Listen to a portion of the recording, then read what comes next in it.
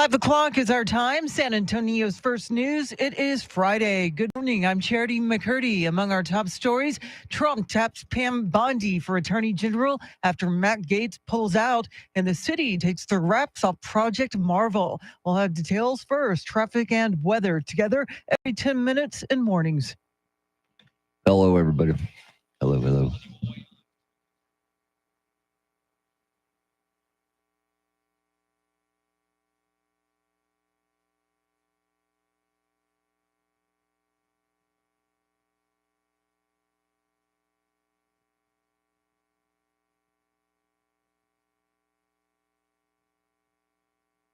Hello, hello, hello, hello, hello. I think we're down. Charity, can you hear me? You're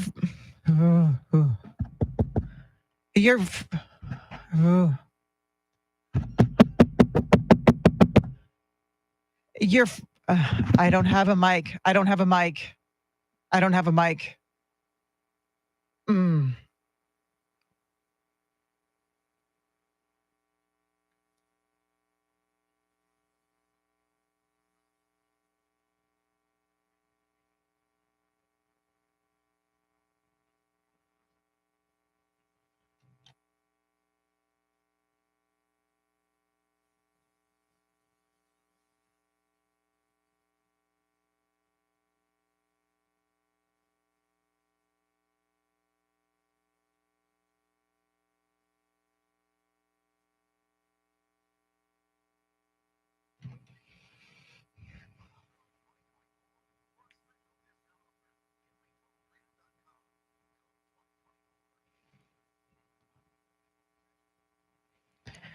Your Friday weather forecast: sunshine, a high in the upper 70s. Tonight's low 45. Right now 44 degrees. President-elect Trump is announcing his new pick for Attorney General after Matt Gaetz withdrew his nomination for the position.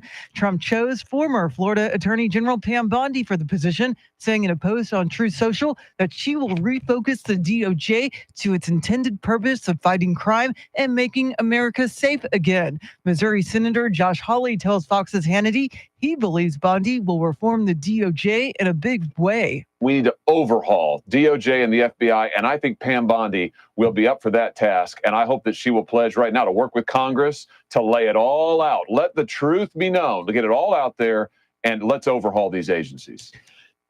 Bondi served on Trump's opioid.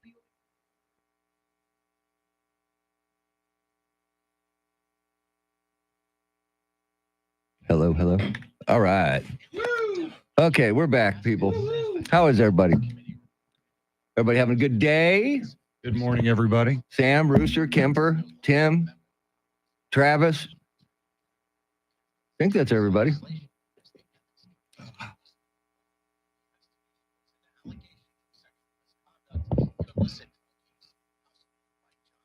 Yeah, it was a operator error in the other room. No biggies. We got it fixed. Stuff happens. Echo, echo, echo. Jacob C. Hernandez, good morning.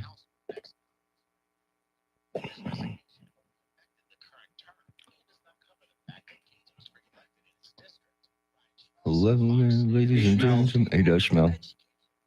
Brian smells. Ryan smells.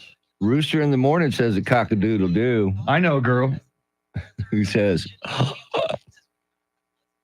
one of these days. There we go. One of these nights. Tim, Tommy, Jacob, Travis, Echo, Rooster. Echo, echo, echo. Kemper, Tracy Bogert in the Witness Protection Program. In an undisclosed location. Okay.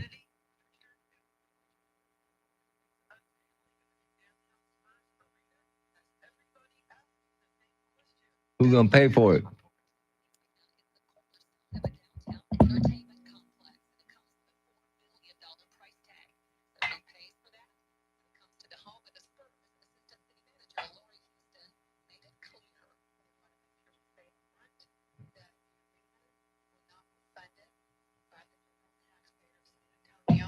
Of San Antonio.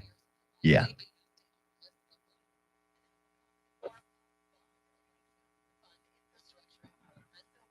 Browns beat the Steelers last night.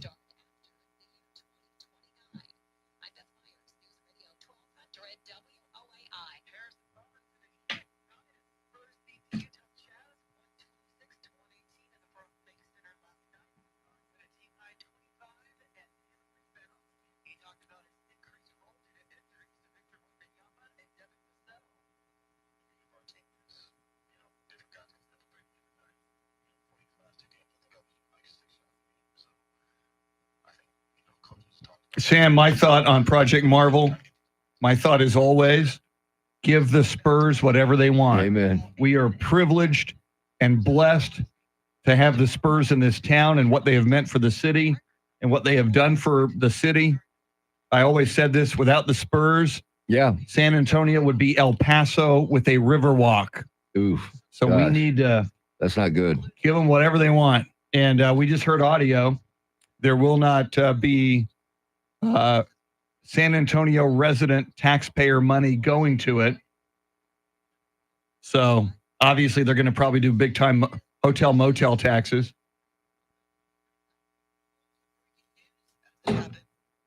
Ow.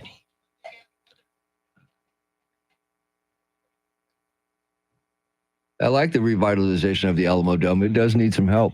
Yes. Needs to be upgraded, man.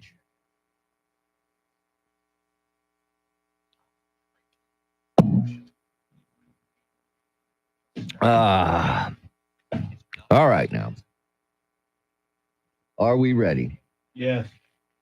Let's get it on.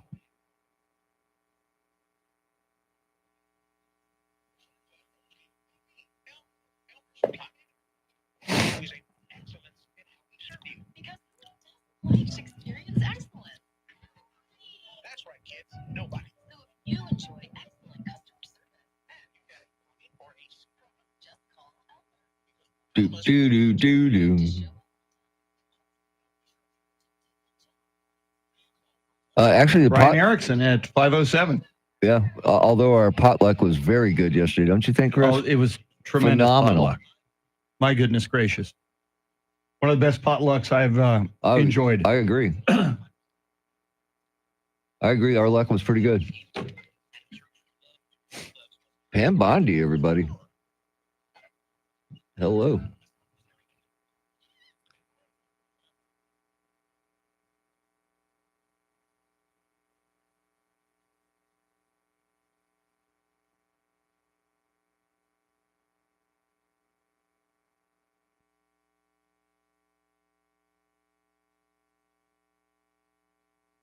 And we're back.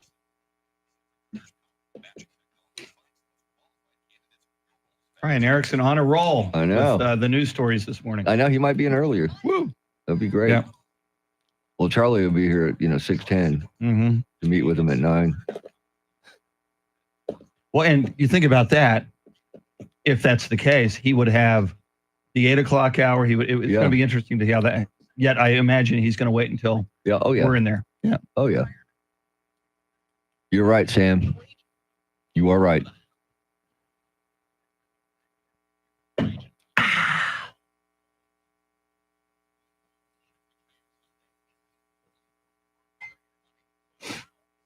Bondi. Pam Bondi. Very good. Lucinda Sullivan, good morning. Lucinda Sullivan, good morning. How are you? Welcome in. I'm enjoying coffee as well, Lucinda. Yes. Sam, Chris, stand by.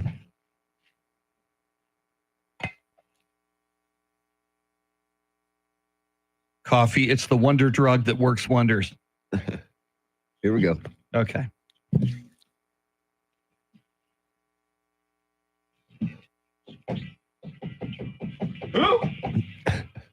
Woo.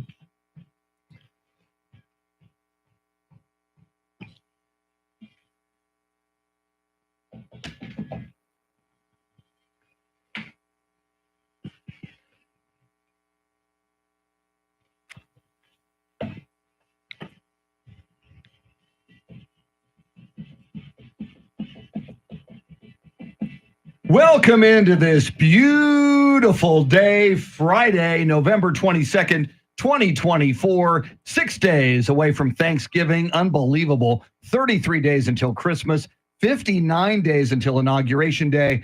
And with temperatures like this, I am reminded 210 days until Mr. T and I celebrate the first day of summer 2025. And those are all really, really important days. But there's something about today, because this is the day we've been working toward all week long, and we made it. Today is Friday! Woo! Oh, Friday-luya.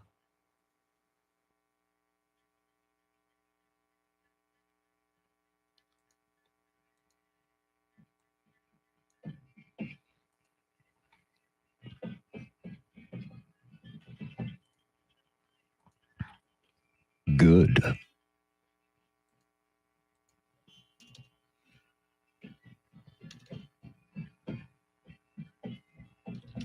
Wake up the neighbors. Go ahead and let the dogs out. Who? Drive naked down Commerce Street. You made it. I made it. Charity made it. Mr. T made it. EJ Pacheco made it. Charlie Parker made it. Randy Beamer made it to Friday. Friday. And Charity McCurdy, for you, it's more than just a Friday. It's Getaway day. The getaway and the gateway to your vacation. I guess you can call it a vacation.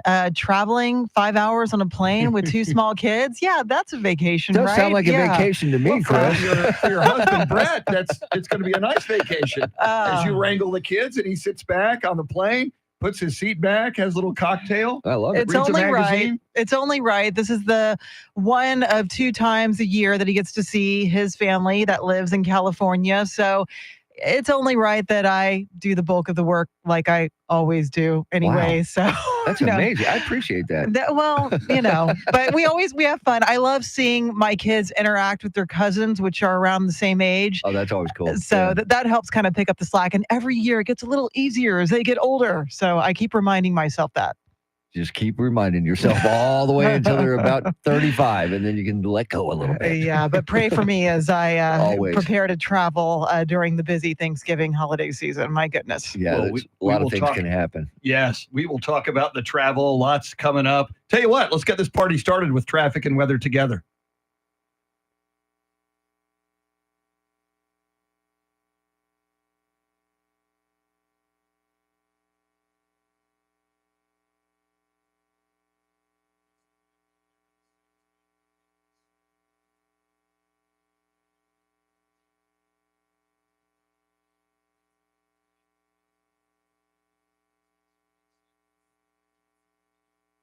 Sunny skies today and tomorrow. Highs in the mid to upper 70s today, upper 70s tomorrow. Sunday, sunshine along with a few clouds, highs in the mid 80s. It is 45 degrees at Lackland Air Force Base, 45 at Randolph Air Force Base, 44 right here at the Radio Ranch. WOAI News Time, 513. San Antonio's first news, that is Mr. T, Tim Merriman. She's Charity McCurdy. Charlie Parker will be along in the next hour with Those Were the Days. EJ Pacheco flying the Millennium Falcon solo this morning. He is wearing a red United States Marine Corps hoodie. We are Hoorah. all wearing red. Charity, why would that be? Because we are remembering everyone deployed until they all come home. After all, we are Military City, USA. That is an official designation for our great city of San Antonio. And we want everybody to put on red every Friday. And we want to do this until everybody comes home and we don't have to wear red anymore. Amen to that. And if you want to see us wearing red, we're on YouTube. EJ Pacheco fired up the YouTube broadcast this morning.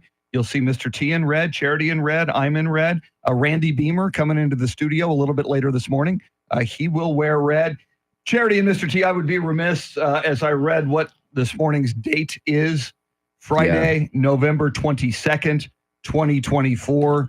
Just that date, an infamous day in American history. And I'm reminded that in 1963, when John F. Kennedy was assassinated in Dealey Plaza just before noon on this day, it was also a Friday. So Yeah. it's rare, and once every 7 years, depending on the leap year, for November 22nd to land on a Friday like it did back in 1963.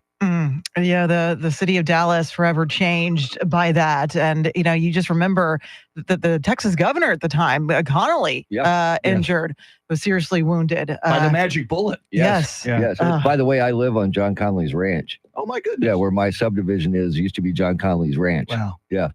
I got to tell you, every time I've gone to Dealey Plaza and I've gone out and stood on that X on the street where the bullets hit President Kennedy, it is so haunting and so chilling and so sad, because I really believe that was a huge moment where America lost its innocence. It was Camelot. It was the new young president and his young wife, Jacqueline. And so many things changed in this country after that moment. Yeah, and the conspiracy theories over that assassination continue. It still captivates America and the world. So true. Well, I'm sure we'll talk more about that this morning. Lots to cover. And along the way, with Charity about to travel, we got some questions for you as well. We'll dive into those. We'll get you caught up on headlines, traffic, weather, and more. WOAI News Time 516.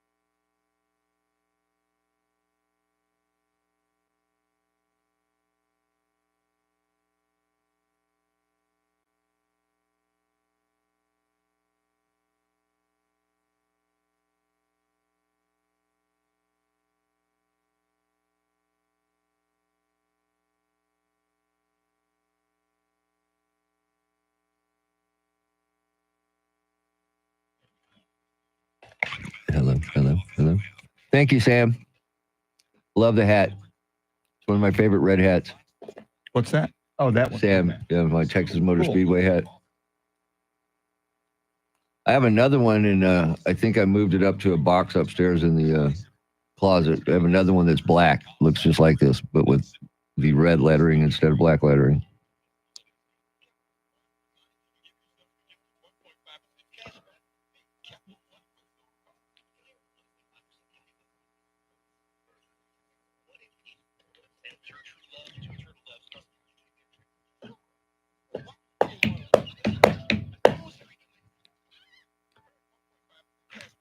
Thank you, Sam. Thank you. Of course, Rooster got his red on.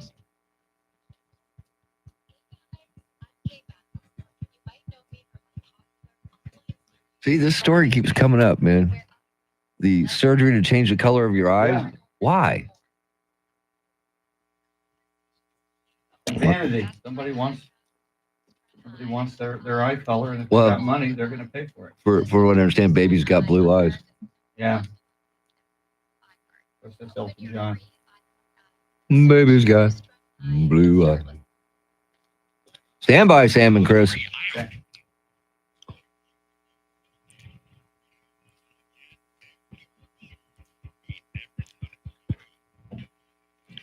Coming up, we have a question for you on the Talkback feature of the free iHeartRadio app. But first, Charity, what stories are you following? Pam Bondi is Trump's new pick for AG after Matt Gaetz pulls out. The city reveals new details about plans for a new Spurs arena. And a teen at the center of a botched SAPD shooting 2 years ago has been rearrested again. We'll have details right now, traffic and weather.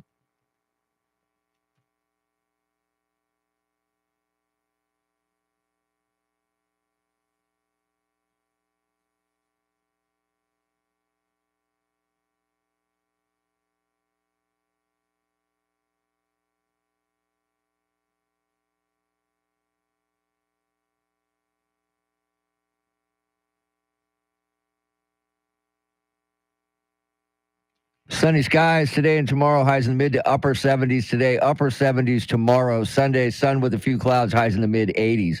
45 degrees at the Pearl, 44 in Floresville, Texas, 44 right here in Stone Oak. WOEI News Time 520. San Antonio's first news. I am looking at the YouTube broadcast. If you want to find us, it's at 1200 WOAI. And Charity, I wanted to make sure you got Kemper's message in the chat. Kemper just wrote, Charity, safe travels, and to all of you traveling. I have 3 girls driving over from Austin for Thanksgiving, but I am going to the last home UT Longhorns game tomorrow. Hook 'em. Hook 'em. So Kemper wishing you safe travels, Charity. Thank you so much, Kemper. Always so sweet. And safe travels to your kiddos and all of our listeners. You know, it's always a little nerve-wracking to be on the roads when you consider like 300,000 are flying, and then you have another 5.3 million Texans who plan to hit the road over the next week. That's a lot of people on the roads. Yeah. Man. It is. It is. But apparently Thursday is the day, if you got to go anywhere, that's the day to travel. Not Wednesday, not Tuesday, Thursday, Thanksgiving Day. If you can get there, leave in the morning, we'll get wherever you're going by dinner time. That's the way to do it. That's a little helpful tip from Mr. T. So, Charity, we're asking people today, we want to know your travel pet peeves, or you can take this anywhere you want. You have some travel tips for us? Yeah, maybe you're a road trip tip. Yeah, either road trip, by air. And Charity, how can they get us this information? The free iHeartRadio app. You launch it, search 1200 WOAI, look for that red circle. That's the talkback feature. You hit it, 30 seconds to provide your travel tips, your feedback. And among my suggestions, if you have kids, always have snacks. Yes. You don't want hungry kids. They're already impatient as it is when it comes to waiting around for boarding on your flight, for the rental car. So always have snacks. That really goes a long way. Not just for kids, Charity. You should have snacks for the adults. I as get well. hangry. I get hangry. I'm telling you, man. Yes. Yeah, Yes. especially when you're flying. That's Yes. nothing worse than being hungry on a plane. That's horrible. But even in a car, when you're driving, you want to keep everybody, calm and happy. So, just give them stuff to eat, and they're pretty quiet. it So really true. helps. Now, you've Nice each given us playlist. some helpful tips for travel. I just have my biggest pet peeve of any travel by air or by a car, but this is by air. The middle seat in an airplane. If you want to make my life a living hell, Charity, just put me in that middle. I got somebody's elbow knocking my elbow off to the right from the left. It's just so uncomfortable. You're next to somebody you don't know.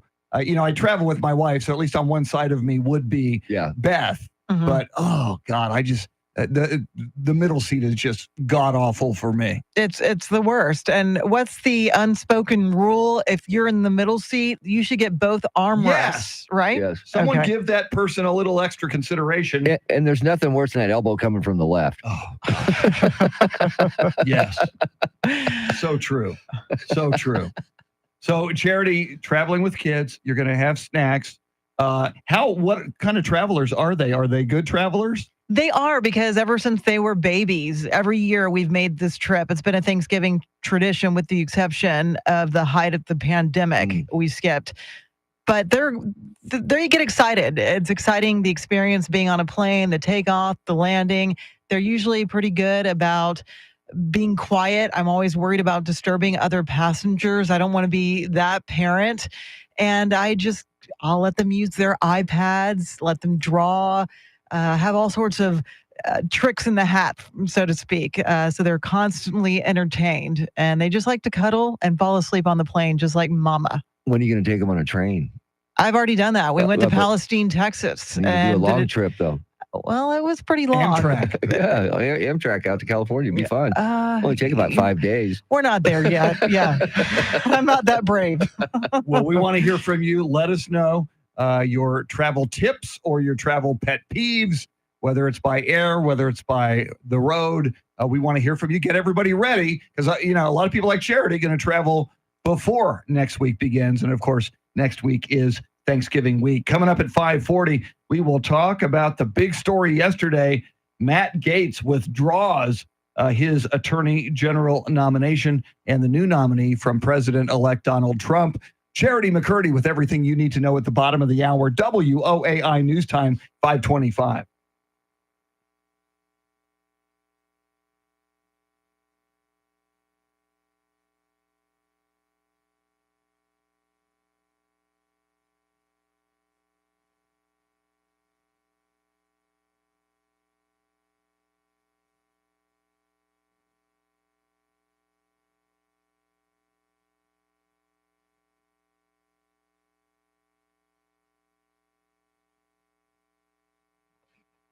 Marco, very, very funny. That is man. hilarious, Marco.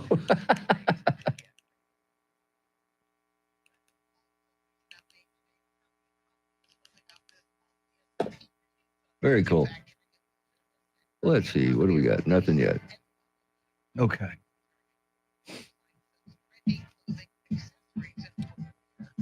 Doo-doo, doo-doo.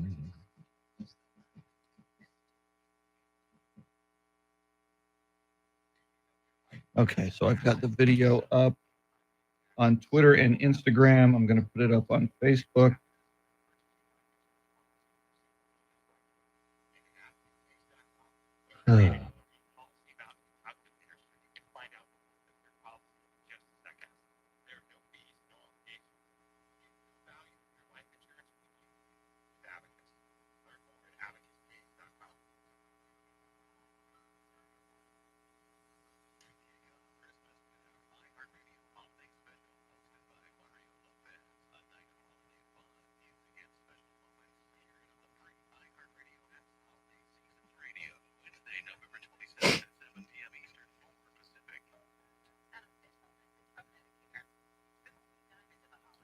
Doo-doo, doo-doo.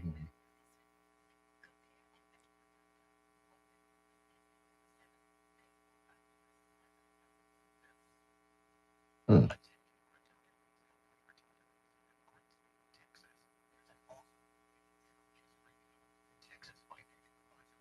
Happy birthday, JC. Or is it just Jace? Can't figure that one out.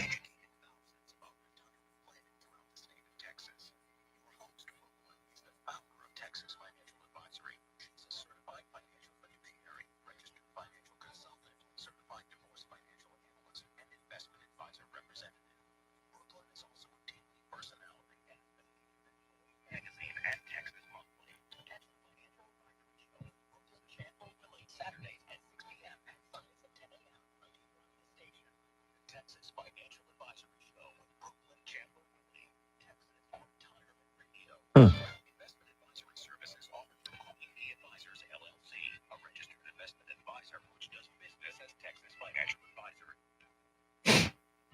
Mm. Tim, Sam, Travis, Tommy, Kemper, Marcos. Marcos. Polos. Marcos Polos. Welcome in, everybody. I'm in the middle of uploading the morning video onto Facebook right now.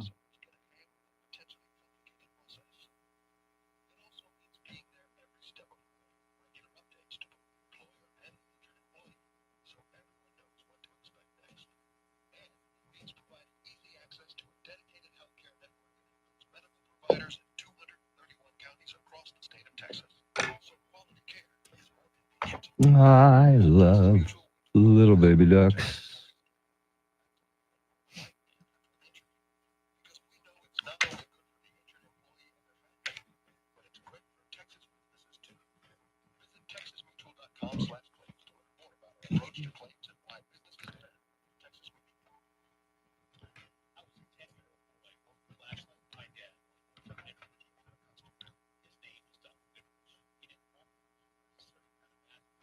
Oh man, We got to remember to play the Yacht Rock trailer next week. Ah, yes. I have it, so Okay. we need to remember to do that. Cool. Just gotta bleep Michael F. McDonald from that trailer. The one I got, I don't think has the F-bomb in it. Oh, okay. All right, I'm gonna let. Andrew Zimmel sending in a talkback. Is he really? Yeah. Here comes Charity, everybody.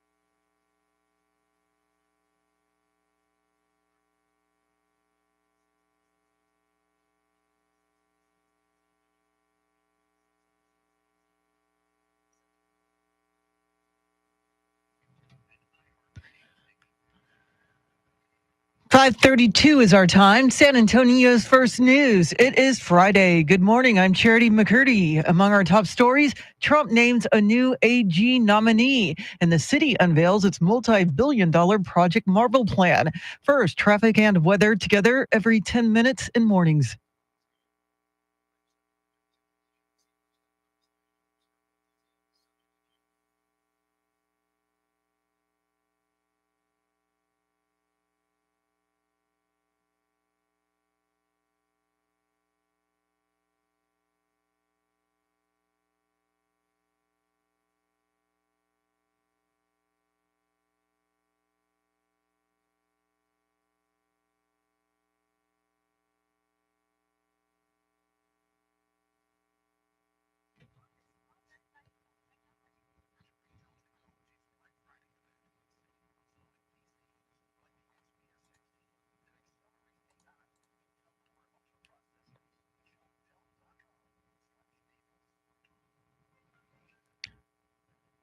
Your Friday forecast, sunny, a high in the upper 70s. Tonight's low near 45, currently 44 degrees. President-elect Trump has settled on a second choice for Attorney General hours after former Congressman Matt Gaetz withdrew his nomination. Fox's Jared Halpern has more. Former Florida Attorney General Pam Bondi will be nominated to lead the Justice Department. President-elect Trump announced hours after his first Attorney General pick, former Congressman Matt Gaetz, withdrew. In a post on Truth Social, the president-elect says Bondi will refocus the DOJ to its intended purpose of fighting crime and making America safe again. Bondi served 2 terms as Florida's AG from 2011 to 2019. Gaetz abruptly withdrew his nomination following meetings with senators, concluding the confirmation was a distraction to the transition. He has faced federal and House Ethics Committee investigations over accusations of sex trafficking and illegal drug use. In Washington, Jared Halpern, Fox News. A 30-year-old Florida man is being detained as he awaits trial for plotting to bomb the New York Stock Exchange the week before Thanksgiving. The FBI says Haroon Abdul Malik Yunner allegedly planned on wearing a disguise while planting an explosive device at the stock exchange in Lower Manhattan and then detonating it remotely. His motive was to reboot the U.S. government. Russia has launched a new intermediate-range missile into Ukraine that Russian President Vladimir Putin claims Western air defense systems would be powerless against. Fox's Trey Yingst has more. An explosion lit up the skies of southern Ukraine as a missile targeted the city of Dnipro. Ukrainian officials claimed it was an intercontinental ballistic missile never before used on the battlefield. The Russian President Vladimir Putin made an emergency address on state television discussing the strike and saying a new intermediate ballistic missile was launched. The Russian leader going on to say that the United States and NATO allies were to blame for allowing Ukraine to strike Russia with Western weapons. Russia's foreign ministry spokeswoman received a call telling her not to comment on the missile strike. She then went on to threaten NATO member Poland. This comes as President Biden approved Ukraine's use of U.S. long-range missiles to strike targets deeper inside Russia. The U.S. has also agreed to send Ukraine anti-personnel mines. A proposed downtown sports and entertainment district around Hemisphere may feature a new San Antonio Spurs arena. The proposed district also includes an expansion of the Henry B. Gonzalez Convention Center, improvements to the Alamo Dome, a convention center hotel, and a new event venue. Assistant City Manager Lori Houston says the cost will likely fall on the team's ownership group. We want to make sure we say up front that the arena will not be funded by the general taxpayer of San Antonio. A presentation yesterday said construction on the arena may start by spring of 2026, but exact details like the size, design, price, or funding were not clarified.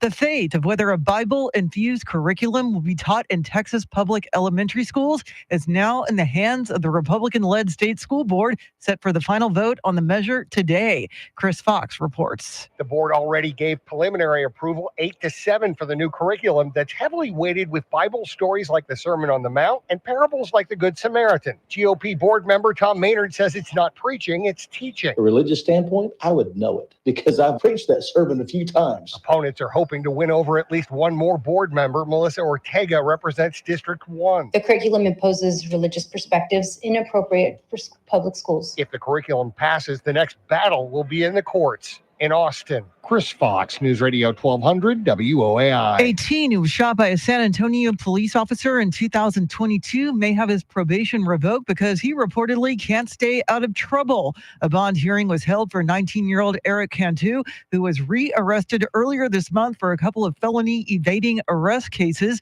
Prosecutors say Cantu violated terms of his community supervision by driving with a suspended license and failing to show up for required drug tests. A hearing on a motion to revoke his probation is scheduled for December 10th. It is 5:37 now with breaking crime news from around the country. Here's Nancy Grace.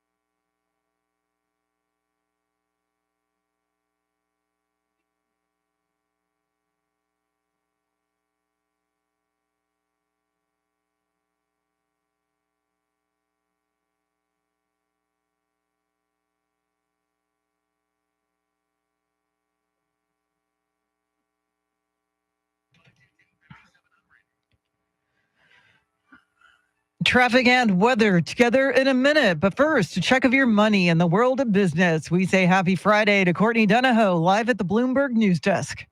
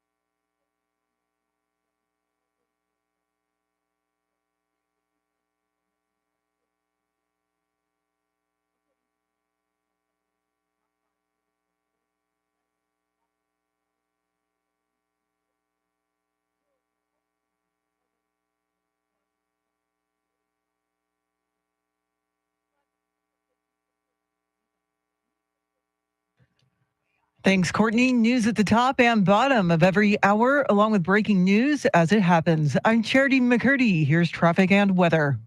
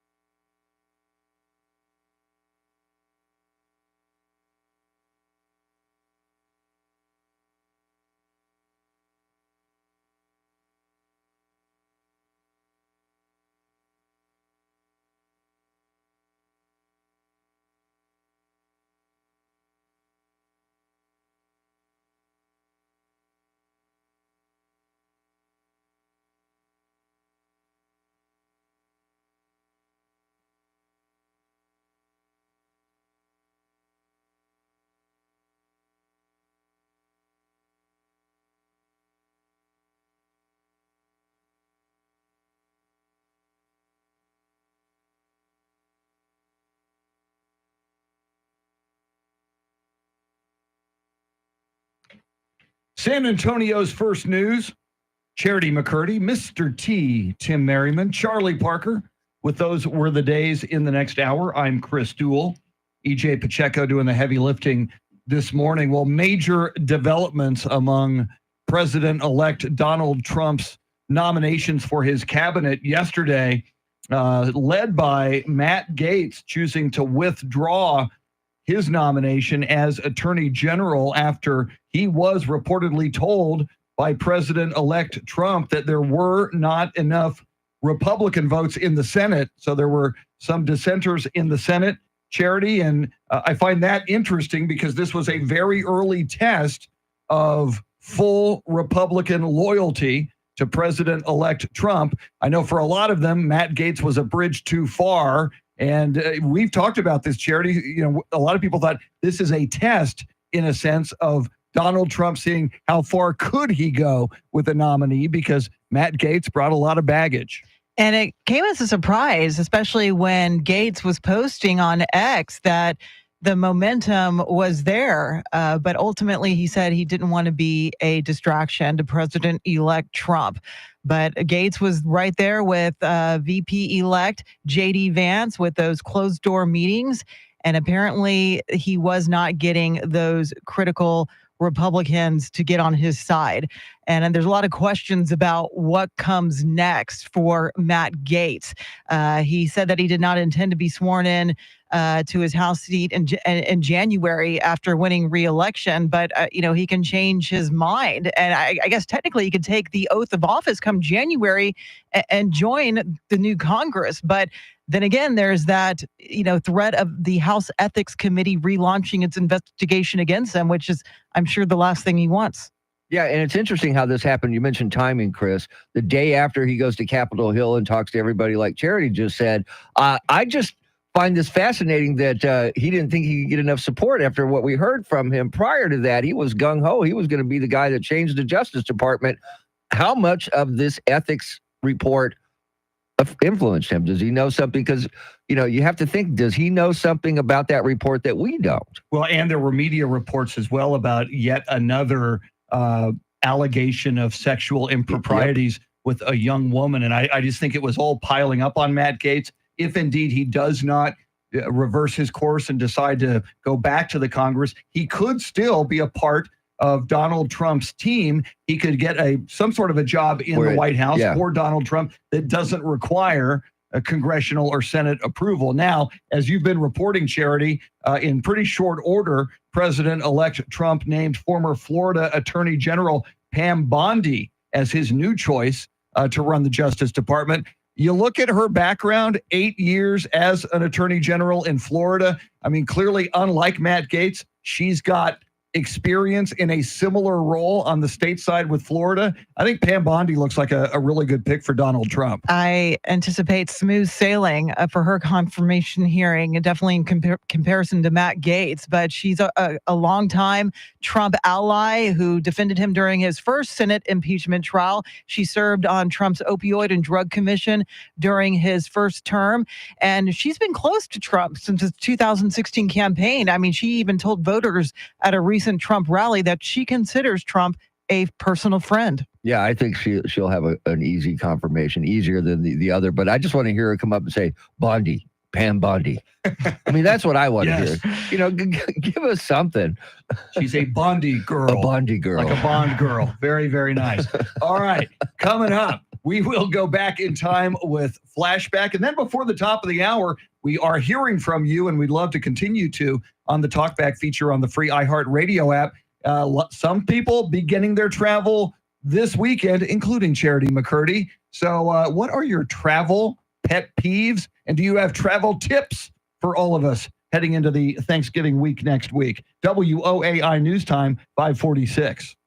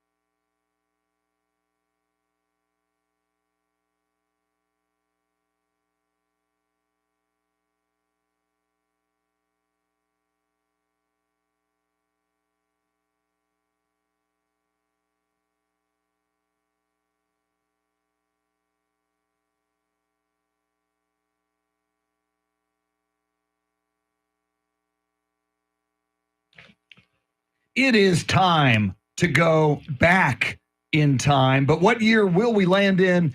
See if you can figure it out. We'll try to figure it out. Let's play flashback.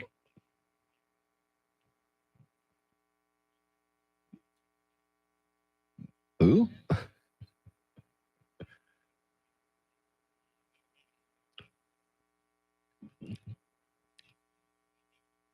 Wow.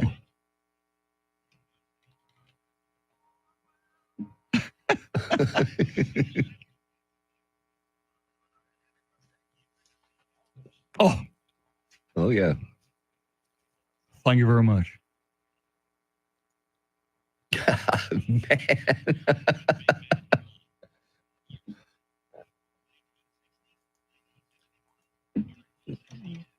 I love Jimmy Dean's pure pork sausage. Mr. T, this is in our era. Yeah. 60, 61, or 62? I wasn't even born yet. I was. So Yeah. get off my lawn. What's the middle one? 61. Let's try that one. All right, Yeah. Charity, you cool with that? When in doubt, go with the middle one. 1961. Let's find out.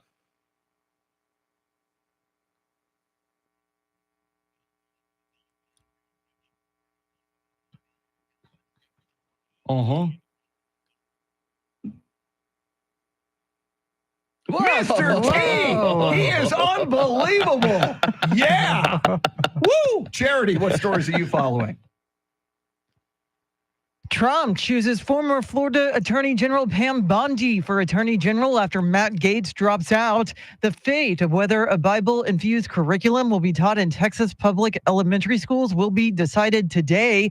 And some local police departments are not happy with a new policy aimed at preventing inmate deaths at the county jail. We'll have the details now, traffic and weather.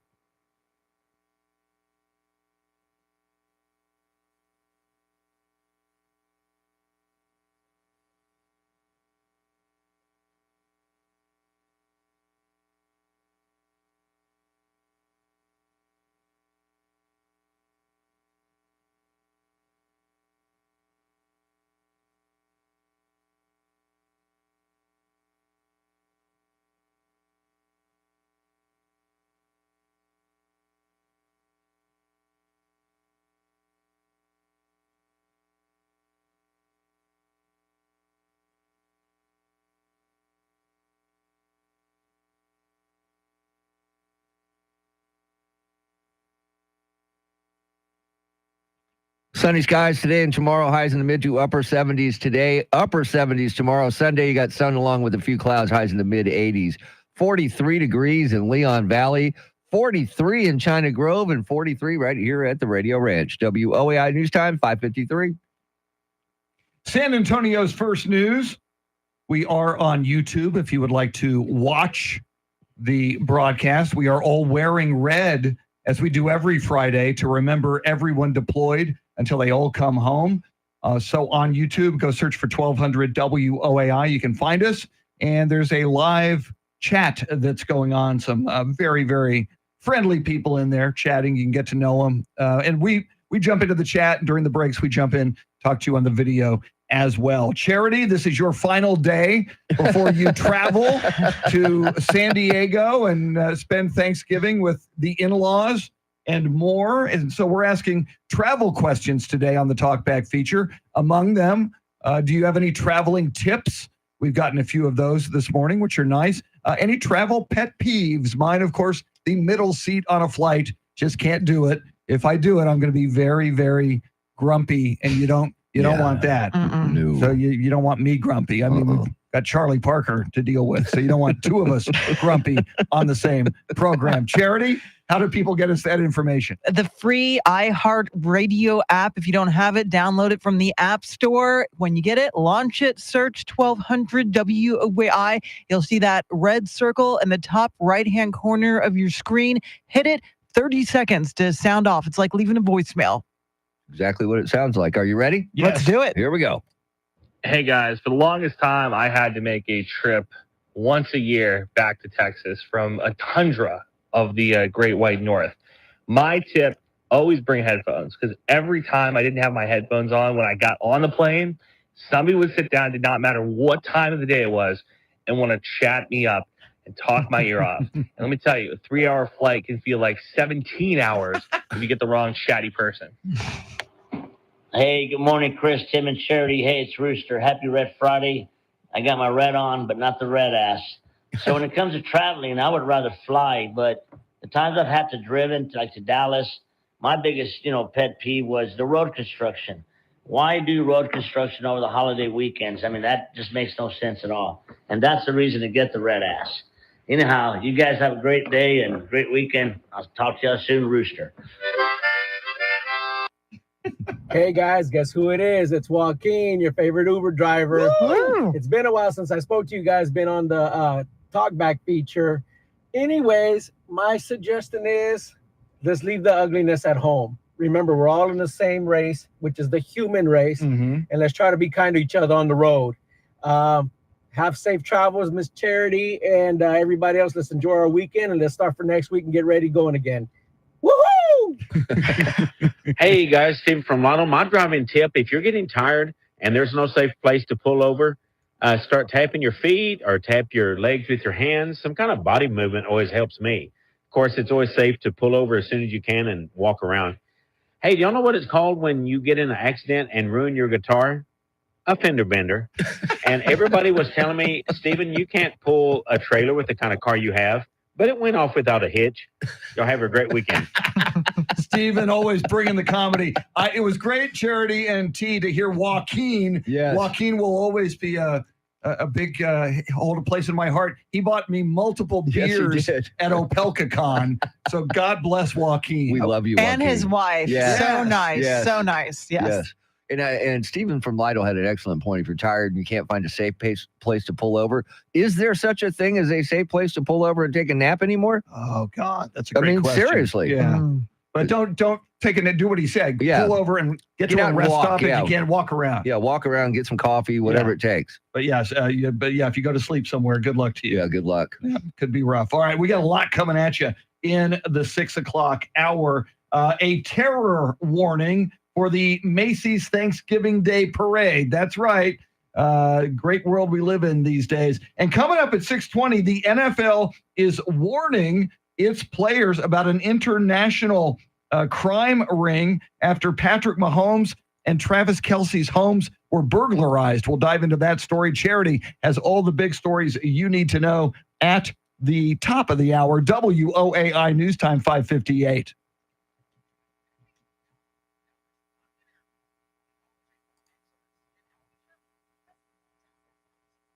Oh, Trevin, welcome in. And happy birthday, Tim, in the Philippines. Tim in the Philippines, happy birthday, man. And good morning, Sika. Sika Pollen, welcome in. Carol, Tommy Miller. Wow, so snow in the Tennessee mountains, man. Better you than me. Yes. I know it's pretty and it looks nice and all that, but I can't stand it. No. I like it for about 5 minutes and then I'm done. Mm-hmm. Now, if I could schedule it to snow like on a Saturday afternoon, it would last for an hour and then melt and go away and not cause problems. I'd be okay with that. But I'm fine not living in snow country. Amen. If you ever want to get into it, you can go there. Yeah, I mean, you can always go. See, I grew up as a kid. You love snow. You wished it would snow in San Antonio. Then when I went to the Air Force Academy And in you saw Colorado, snow. I didn't realize snow hurts when it's blowing. hell yes. And it blows in your eyes. It's ice, Chris. It stings your eyes. It blows in your face. It stings your face. You're slipping on the ice. Your first year, you got to march everywhere, and you're slipping on the freaking ice. Yeah, that's no fun. Did not. Marching everywhere is no fun at all. Chris. Marching everywhere for your entire dually fourth class, Yeah, no also thank known you. as freshman year, is No not thanks. good. No, thank you, sir. Thank you, sir. May I have another?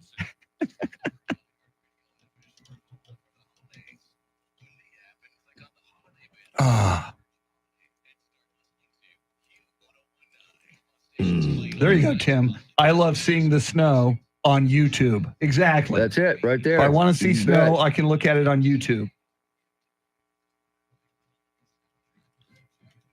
Trevin is in. Good morning, Trevin. Good morning, Here comes Trevin. Charity, everybody.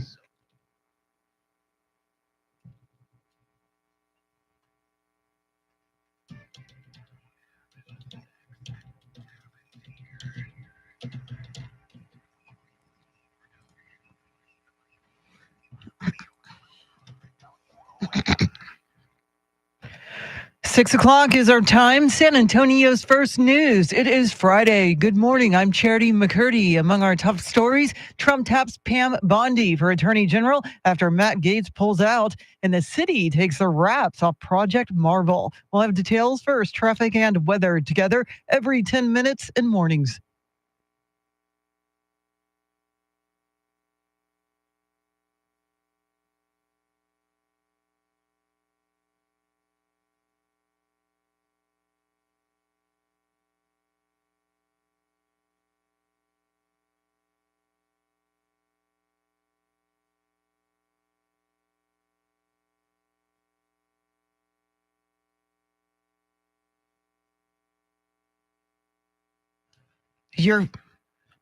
Your Friday forecast: sunshine, a high in the upper 70s. Tonight's low 45. Right now, 44 degrees. President-elect Trump has announced his new pick for Attorney General after Matt Gaetz withdrew his nomination. Trump chose former Florida Attorney General Pam Bondi for the position, saying in a post on Truth Social, she will refocus the DOJ to its intended purpose of fighting crime and making America safe again. Missouri Senator Josh Hawley tells Fox's Hannity he believes Bondi will reform the DOJ in a big way. We need to overhaul DOJ and the FBI, and I think Pam Bondi will be up for that task. And I hope that she will pledge right now to work with Congress to lay it all out. Let the truth be known, to get it all out there, and let's overhaul these agencies. Bondi served on the president-elect's Opioid and Drug Commission during his first term. Fox's Ryan Schmelz reports on what may be next for President-elect Trump's now former Attorney General nominee. Illinois Democrat Sean Casten says the House Ethics Committee report into former Congressman Matt Gaetz should still be made public, even though Gaetz is no longer a member of Congress or nominee for Attorney General. Casten has introduced legislation to force the Ethics Committee to release the report. The investigation looks into allegations of sexual misconduct and illicit drug use. House Speaker Mike Johnson has argued that since Gaetz is no longer a member of Congress, the committee no longer has jurisdiction, so the report shouldn't be released. Gaetz has not yet announced if he will return to the House for the next Congress starting in January. His resignation only affected the current term and does not cover the fact that Gaetz was reelected in his district. Ryan Schmelz, Fox News. The Texas State Board of Education will officially decide today whether to approve an elementary school curriculum that opponents say leans too heavily on the Bible. SMU professor of religion Mark Chancey says we cannot have lessons in public schools that promote one faith above all others. And in doing so, they violate parents' rights to determine the religious upbringing of their children. The curriculum survived a narrow vote earlier this week, meaning it will likely pass again today. Backers include Governor Greg Abbott, who said in a statement that the materials allow students to better understand the connection of history, art, community, literature, and religion. A new sheriff's office policy to cut down on inmate deaths is not scoring any points with local police. Eric Lycum has details. Back in October, Bexar County Sheriff Javier Salazar issued a directive saying certain suspects would be rejected by the jail and needed to be medically screened by a hospital. Those conditions include suspects detoxing from alcohol or drugs, insulin-dependent diabetics, or those who need dialysis. Police chiefs like SAPD's William McManus says this makes officers wait around for hours until a suspect is released or a deputy shows up to take over the suspect. McManus calls the policy disruptive and unreasonable. Salazar says it's due to the number of inmate deaths in Bexar County jails. Last year it was 18. So far this year, the number is 13. Eric Lycum, News Radio 1200 WOAI. A proposed downtown sports and entertainment district around Hemisphere may feature a new San Antonio Spurs arena. The proposed district also includes an expansion of the Henry B. Gonzalez Convention Center, improvements to the Alamo Dome, a convention center hotel, and a new event venue. Assistant City Manager Lori Houston says that taxpayers will not buy the Spurs their new home. We don't anticipate that the general taxpayer will pay for anything associated with a sports entertainment district other than infrastructure to support the entire sports entertainment district. A presentation yesterday to City Council said construction on the arena may start by spring of 2026. Well, the Witches of Oz are flying into theaters. Fox's Michelle Polino reports. Wicked tells the story of the witches in The Wizard of Oz. It stars Cynthia Erivo as Elphaba, a young woman misunderstood because of her unusual green skin, who has yet to discover her true power And Ariana Grande stars as Glinda, a popular young woman gilded with privilege and ambition who has yet to discover her true heart. She had her secrets. Absolutely remarkable. There is no The two meet when they were at school and forge an unlikely but profound friendship that changes their lives. Michelle Polino, Fox News. It is 6:05. The Spurs beat the Jazz at home last night. The voice of the Spurs, Bill Schoening, has details in today's Spurs report.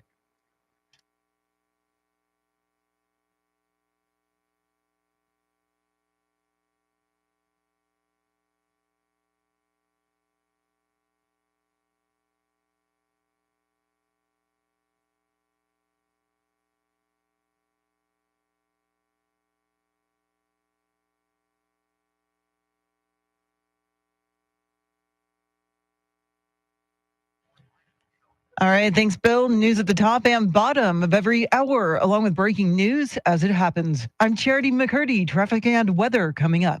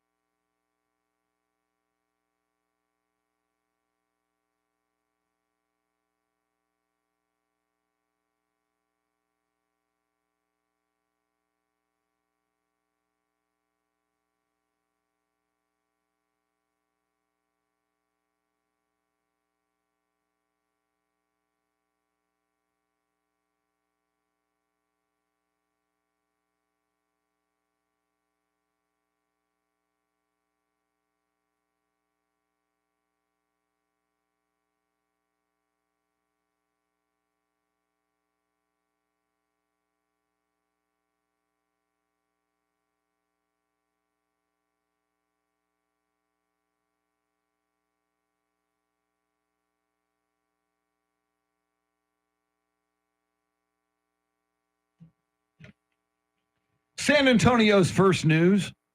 Charity McCurdy, Mr. T, Tim Merriman, Charlie Parker with Those Were the Days at 6:48. I'm Chris Duell.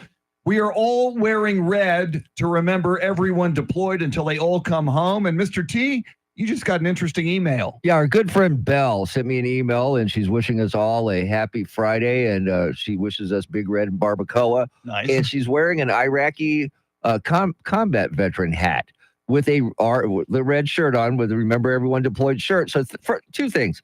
Thank you for wearing the red, Belle, as always, and thank you for your service. See, we've gotten so many great talkbacks from Belle over the several months and years. I had no idea Belle was an Iraq war veteran. Amen, Charity. Thank Belle and everyone who has served for their service. Most definitely. And we have such a large military community in San Antonio, being its military city USA, for that reason. And there's just so many people that have done such a great service to our country and community. I'm proud to be a military brat, as are you guys. Yes, Coming up, the next terror target could be the Macy's Thanksgiving Day Parade. We'll talk about that. First, your traffic and weather together.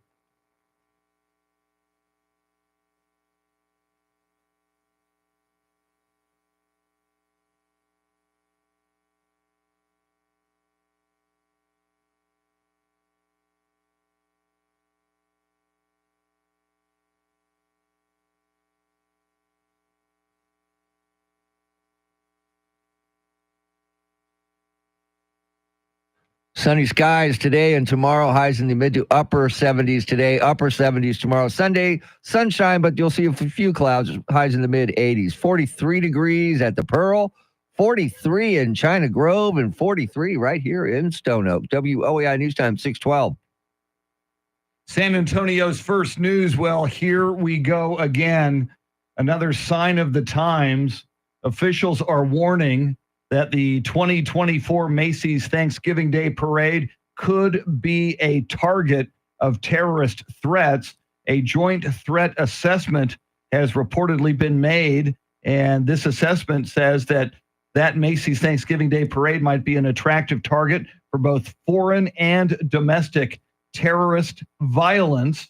The parade starts at 8:30 on Thanksgiving Day. It'll be the 98th annual parade. It starts on Manhattan's Upper West Side. It's expected to draw 2 million spectators and has around 10,000 participants, Charity. That's a whole lot of moving parts, and that's a whole lot of people.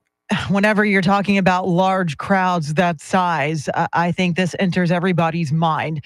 And while the FBI hasn't said that there's a specific threat or actionable threat tied to this, it does raise a particular concern about vehicle ramming, which apparently has become a recurring tactic employed by those looking to cause harm, specifically target crowded pedestrian areas. So in response, the NYPD is going to have those massive sanitation trucks and other blocker vehicles deployed along the parade route. Yeah, I mean, that's a great idea for the New York Police Department to do this, but do we really need a terror threat anytime there's any gathering of a bunch of people? Shouldn't we already know that there could be a possibility of something happening? You don't really need to tell us this. I think everybody should always be on their guard whenever you're in any big event like that, because it is a target. I totally agree with that. But, we've talked about this before. Anytime there's a large gathering of people, the three of us are very aware that something bad could happen. But I think your average American who's not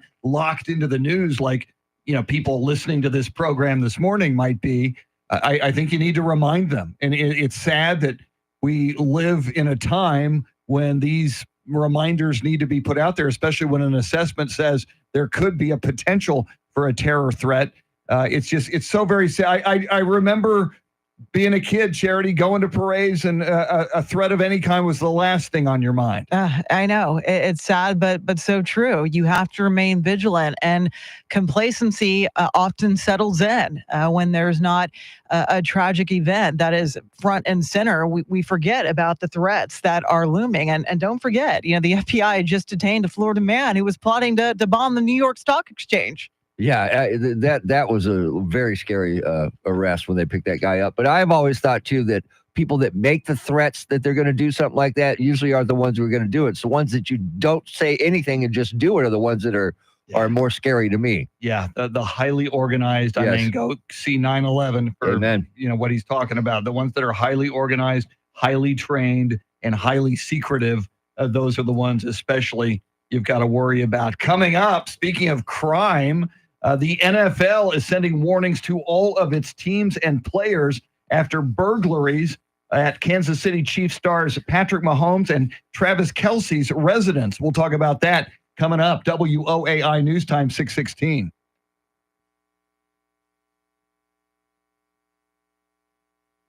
Hello. Charity.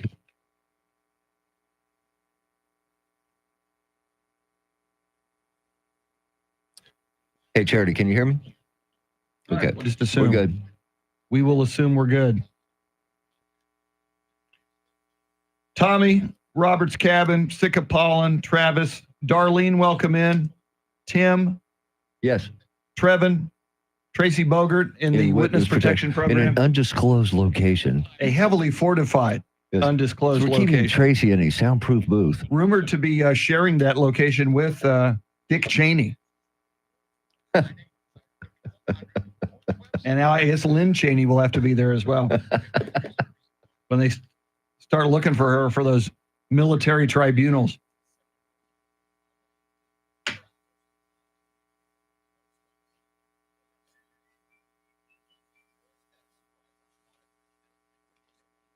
Good morning, Darlene. Good morning, everybody. Good morning, Sika. Sika Pollen. Tommy Miller, how are you? Robert's Cabin, good morning. Rooster, Travis. Tim. I have not seen Steve DeRocco in here. No, the Rock Have has you? not stepped in. Maybe Where, he's off where the is wagon. the Rock? Maybe he's off the wagon, Chris, and he doesn't want to show Yeah, his maybe face, he went man. on a bender last night. Yeah, he and just doesn't want to show up, Yeah. and he's a little depressed. Yeah, could be.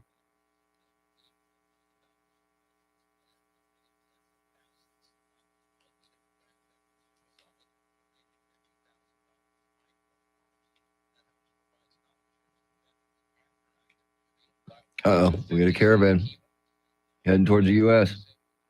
Oh, here we go. Trying to get here before I January saw somebody 20th. with a stroller. Great, Tommy. What are we having? Cooking breakfast. What do you want, Chris? How you like your eggs? Any kind of eggs. I like scrambled. I Scrambled's like over good for easy. me. But if you do omelets, I'm in. I like breakfast tacos with eggs. Yeah, the breakfast taco sounds good, Tommy. I had a few of those yesterday. Yeah, put me down for a couple of those. Yeah. Deer sausage and pancakes. Ooh, pancakes. Tommy Miller. Look at you. Going old gourmet on us. Gourmet, I believe is what they call it. I think the kids call it gourmet. I often address my sausage like that. Dear sausage. Dear sausage. How I miss you so. Dear How sausage. do I love thee? Let me count the ways. Dear sausage, the link between us will never be broken. Aye.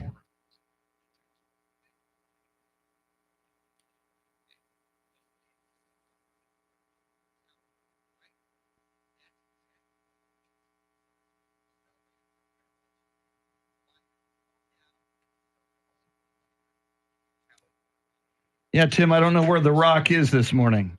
We're a So little none of worried. us smell what the Rock is cooking. No. We like to smell what And Tommy's I don't think he's cooking. cooking deer sausage this morning. We like to smell what Tommy's cooking. Yeah. Okay, so now, who is Portis? It's got Mahomes, Kelsey, Portis. This article doesn't have Portis. Portis is what's his name? Oh God! See if I can find that. Forget his first name. Travis? I don't know. No. Let's see if ESPN has this story.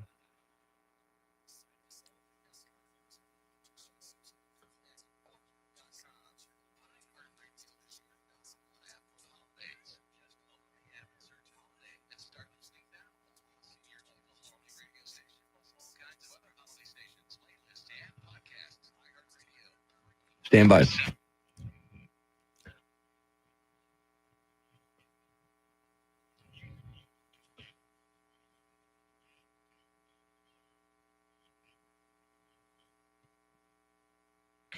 Professional athletes, high profile professional athletes, are being burglarized and it is looking it could be an international crime ring that is responsible for this. We'll talk about that coming right up. First, Charity, what stories are you following?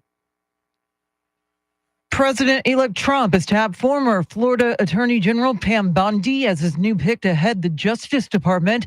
Travel costs for out-of-state abortion seekers will not be covered by the city's Reproductive Justice Fund, and a record number of people are expected to travel during the Thanksgiving holiday week. Now, traffic and weather.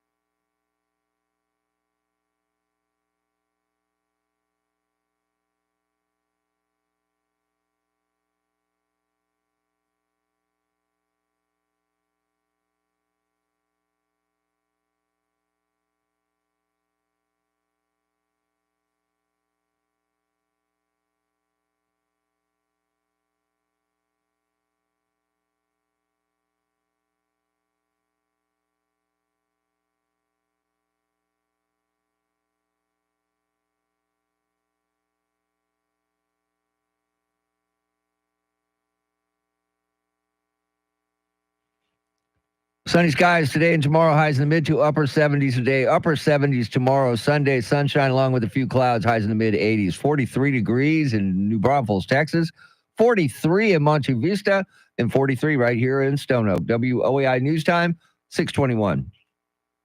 San Antonio's first news coming up at 6:40. White House correspondent John Decker, the latest on President-elect Donald Trump's choices for his cabinet. As you know, we've been talking about it.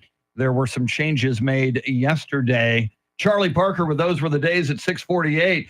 Troubling stories involving high-profile athletes like Kansas City Chiefs quarterback Patrick Mahomes, the boyfriend of Taylor Swift, Travis Kelce, Bobby Portis of the Milwaukee Bucks.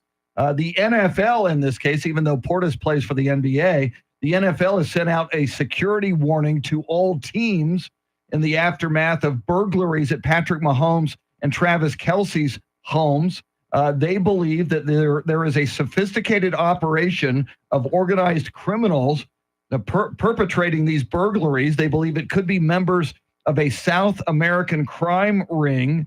And Charity, what concerns me about this, among other things, if these are sophisticated criminals and there's multiple criminals descending upon these homes and they try to hit them when they're unoccupied, what if somebody happens to be home? What if a family member of one of these athletes or one of these athletes themselves is there and these burglars are armed and panic? And what if somebody gets seriously hurt or killed in one of these burglaries? Definitely a scary situation. And law enforcement is saying that apparently some of these criminals have even posed as groundskeepers or joggers, even attempted home deliveries. So they're wearing disguises to carry out their crimes. But the advice being given to these NFL players are pretty obvious, and they have the financial means to follow through on them, installing home security systems and just common sense stuff like don't post live updates on social media of your comings and goings, and also showcasing all of your expensive items. Yeah, that's always a good thing, not to showcase your expensive items. But I know in the Travis Kelce and Patrick Mahomes situation, they did it while they were at football games. Yeah. So these burglars know how to read schedules too, so they have to be aware of that. And Charity says they got the means for security systems. How about some, on premise security guards to watch their houses while they're out playing football games? Yeah, certainly if you're Patrick Mahomes, yeah, he makes so much money. He makes almost as much as Dak Prescott Almost. yeah. Someday he'll make that Dak Prescott money. Well, good thing is Dak's at home right now. He's guarding his own house. True. So you don't have to worry about that. So maybe Mahomes can afford an on-site security guard with that Dak Prescott money that he's making. Yes, I'm bitter. I'm a former Cowboys fan, and I am bitter. Coming up, Charity McCurdy has everything you need to know at the bottom of the hour. 6:40, White House correspondent John Decker, the latest on President-elect Trump's nominations for his cabinet. Charlie Parker at 6:48. And before the top of the hour, we're going to hear from you, your travel tips and pet peeves. Lots coming at you. WOAI News Time, 6:25.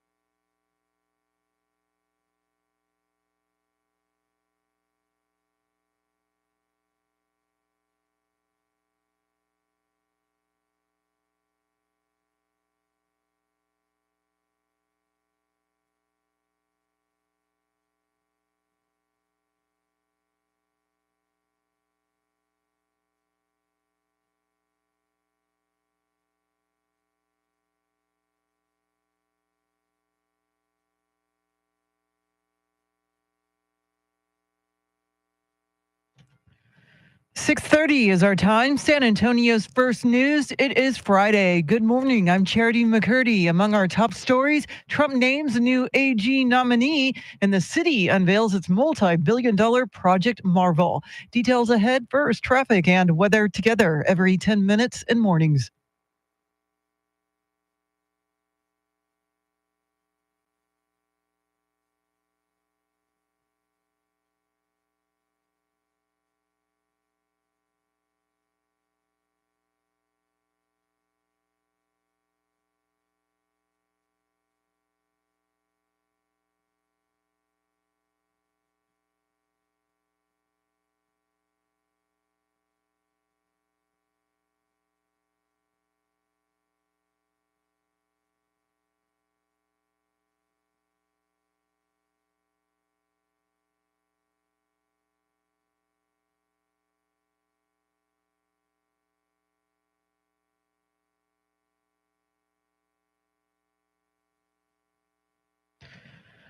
Your Friday forecast: sunshine, a high in the upper 70s. Tonight's low 45. Right now, 43 degrees. President-elect Trump has settled on a second choice for Attorney General hours after former Congressman Matt Gaetz withdrew his nomination. Fox's Jared Halpern has details. Former Florida Attorney General Pam Bondi will be nominated to lead the Justice Department, President-elect Trump announced hours after his first Attorney General pick, former Congressman Matt Gaetz, withdrew. In a post on Truth Social, the president-elect says Bondi will refocus the DOJ to its intended purpose of fighting crime and making America safe again. Bondi served 2 terms as Florida's AG from 2011 to 2019. Gaetz abruptly withdrew his nomination following meetings with senators, concluding the confirmation was a distraction to the transition. He has faced federal and House Ethics Committee investigations over accusations of sex trafficking and illegal drug use. In Washington, Jared Halpern, Fox News. Security will be high once again at this year's Macy's Thanksgiving Day Parade. Federal authorities say there's no known credible threat against the parade, but the event could be an attractive target for both domestic and foreign terrorists. Authorities have a particular concern about people using vehicles to plow them into large groups of spectators. This year's parade is expected to draw some 2 million people to New York City. Russia has launched a new intermediate-range missile into Ukraine that Russian President Vladimir Putin claims Western air defense systems would be powerless against. Fox's Trey Yinks reports. An explosion lit up the skies of southern Ukraine as a missile targeted the city of Dnipro. Ukrainian officials claimed it was an intercontinental ballistic missile never before used on the battlefield. The Russian President Vladimir Putin made an emergency address on state television discussing the strike and saying a new intermediate ballistic missile was launched. The Russian leader going on to say that the United States and NATO allies were to blame for allowing Ukraine to strike Russia with Western weapons. Russia's foreign ministry spokeswoman received a call telling her not to comment on the missile strike. She then went on to threaten NATO member Poland. And this comes as President Biden approved Ukraine's use of U.S. long-range missiles to strike targets deeper inside Russia. The U.S. has also agreed to send Ukraine anti-personnel mines. A proposed downtown sports and entertainment district around Hemisphere may feature a new San Antonio Spurs arena. The proposed district also includes an expansion of the Henry B. Gonzalez Convention Center, improvements to the Alamo Dome, a convention center hotel, and a new event venue. Assistant City Manager Lori Houston says the cost will likely fall on the team's ownership group. We want to make sure we say up front that the arena will not be funded by the general taxpayer of San Antonio. A presentation during a briefing yesterday to City Council said construction on the arena may start by spring of 2026. Well, the fate of whether a Bible-infused curriculum will be taught in Texas public elementary schools is now in the hands of the Republican-led state school board, set for the final vote on the measure today. Chris Fox has details.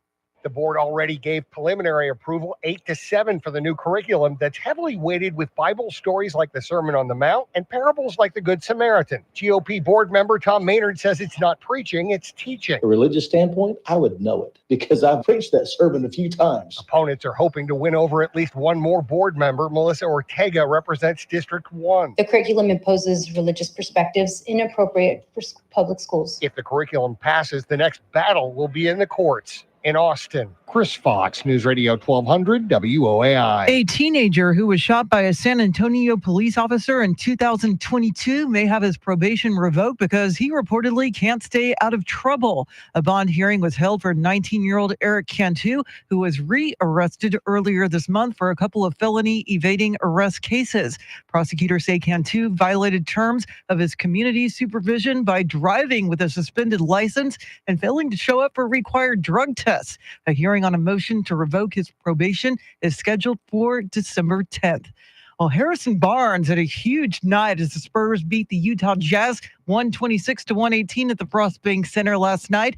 Barnes had a team-high 25 points and 10 rebounds. Barnes talked about his increased role due to injuries to Victor Wembanyama and Devin Vassell.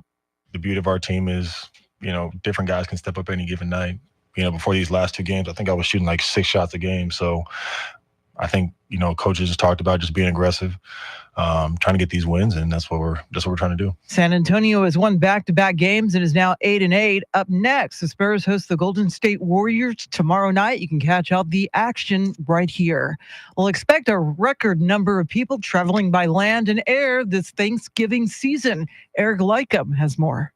AAA says for Thanksgiving 2024, around 80 million Americans will travel 50 miles or farther starting next Tuesday, going through the Sunday after Thanksgiving, and that includes nearly 6 million Texans, which is an increase of over 1% from last year. Of those, over 5 million will be on the road. TxDOT reminds drivers to stay sober behind the wheel as drunk driving crashes tend to spike by nearly 30% during holiday periods. A TxDOT survey of drunk drivers reveals the majority drank and drive after being at a friend's house. Eric Lycum, News Radio 1200 WOAI. It is 6:37. Traffic and weather together in a minute, but first, to check of your money in the world of business, Courtney Donahoe is live at the Bloomberg News Desk.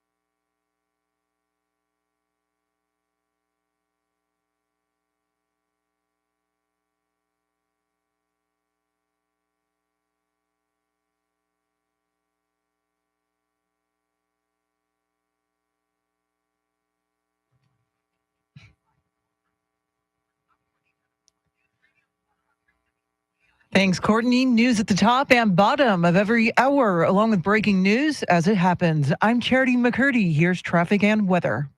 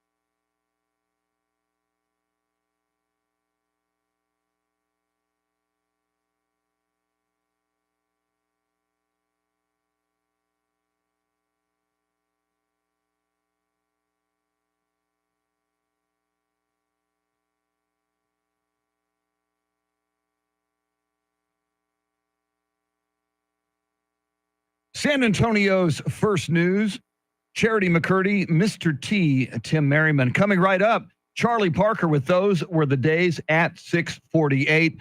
But right now, in a moment, we're checking in with White House correspondent John Decker. In fact, he is there right now. John, you've been tracking what's been happening with the nominees for President-elect Trump's cabinet. Of course, we had a big development yesterday involving Matt Gaetz and Pam Bondi. What's the latest? Well, that's right. A few hours after we spoke yesterday, Matt Gaetz took himself out of consideration to be the next attorney general. That's something I predicted yesterday when we spoke. And then last night is when Donald Trump named his replacement for Matt Gaetz, and that's Pam Bondi, who served 2 terms as the attorney general for the state of Florida, the 3rd largest state in the country. I think that she will win confirmation, and I would not be surprised if some Democrats join with Republicans in confirming her as the next attorney general leading the Department of Justice. That is someone who Donald Trump has known for a number of years. She endorsed him in that 2016 competitive primary over Marco Rubio, her home state senator. And so she is seen by Donald Trump as someone who's very loyal and someone who's competent, who can manage the Department of Justice. John, as far as Matt Gaetz's political future, do you expect him to return to the House, maybe go after Marco Rubio's Senate seat, or maybe a Trump administration position that doesn't require Senate confirmation?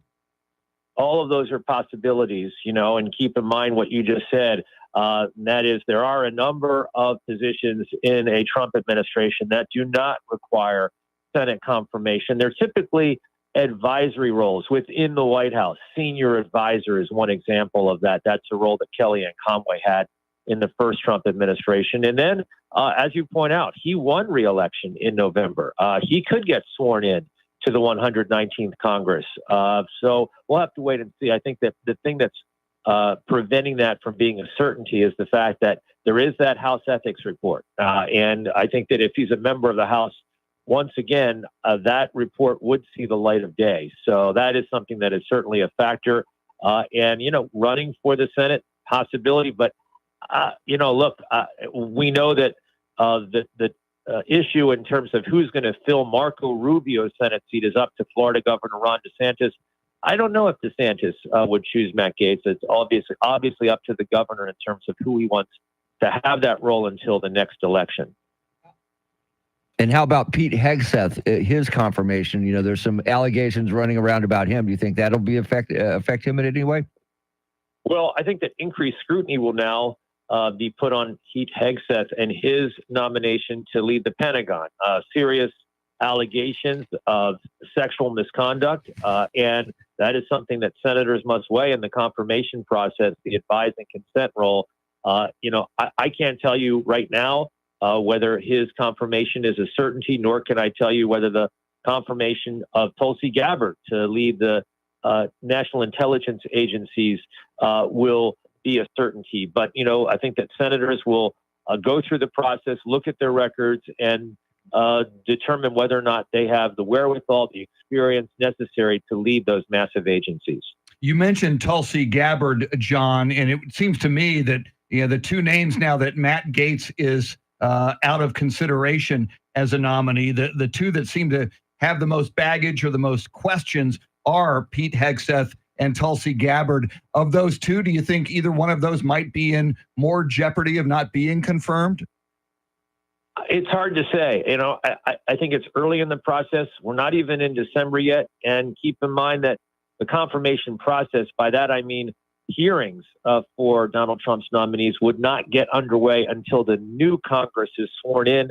That would be the first week in January. So there's more information that could potentially come out, negative information that could come out about these 2 nominees, or over the course of the next month, they could firm up that support that they need among Republican senators. All you need is a simple majority in the U.S. Senate, and come the next Congress, Republicans will hold a 53-47 advantage. So if it's just along party lines, Hegseth would be confirmed, as would Tulsi Gabbard. And I know you're like us, John. You're ready for the big football weekend. Eyes on any big games tomorrow or on Sunday? Well, let me first talk about a game that will take place tomorrow. I think it's tomorrow night. I'm really interested in watching Army against Notre Dame. That's Go gonna be Army. A really interesting match. Go Army. I'm with you 100%. And as it relates to this weekend, I believe the Eagles are playing in a Sunday night game. Yes. So I'm looking forward to that. Frees up my Sunday in terms of the daytime, and then I can watch it at prime time on NBC on Sunday night. So looking forward to that. How about you? I know the Commanders are playing the Dallas Cowboys this weekend, if I'm not mistaken. Yeah, we're kind of not following the Cowboys that closely right now. Yeah, John, I've given up on the Cowboys. I've become a Houston Texans fan now because the Cowboys just rip my heart out every week. Oh, that's too bad. Well, there's some great talent that's coming out of college this upcoming year. So the Dallas Cowboys perhaps will get a great draft pick and rebuild. I mean, that's the great thing about the NFL. You can always rebuild and turn it around just 1 year later. See, that's what I'm pulling for them, not to win another game so they can get a really, really good draft pick. There you go. All right. Our thanks to White House correspondent and attorney John Decker. Charlie Parker coming up with Those Were the Days, WOAI News Time, 646.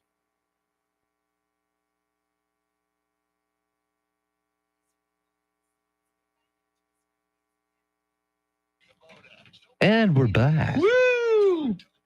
How's everybody doing? Woo! Well, all righty then.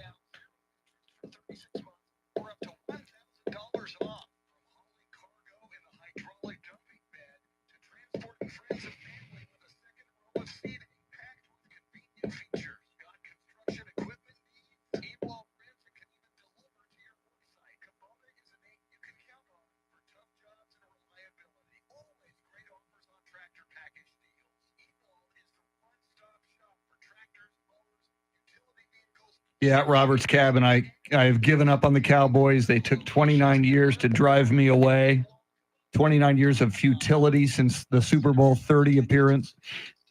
Yeah, it's been that and long. I am My done. God. And I've been a Cowboys fan since I was a child, since Cowboys before the fans since Ice birth, Bowl in yes. 1967. Yes, yes, yes.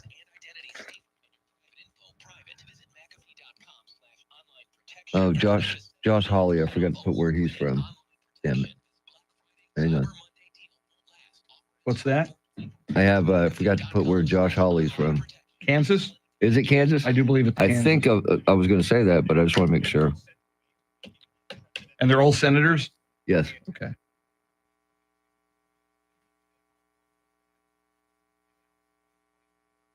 Missouri. Oh, Missouri. Wow. I thought Yeah, it was Missouri. Kansas. Thank you. Yeah. Yeah. Good thing I wasn't betting money on that. I'd have lost. Yeah, I thought it was too, but I had to just make sure. So I'm glad I looked. Yeah, I put everybody else on there. I don't know why I didn't put him on there. I was going to look it up and I forgot. So you got him in this order, by the way: Josh Hawley, Kevin Crane, and Lindsey Graham. Okay, cool. Yeah, they catch them all in the hallway as they're walking out. So you get them walking right by the microphone, and they all stop and say something. Okay. And it's pretty quick. I think it's like a minute and a half, maybe. That's a minute 10, so we're good. And remember, 5850 for Jenny James. Okay.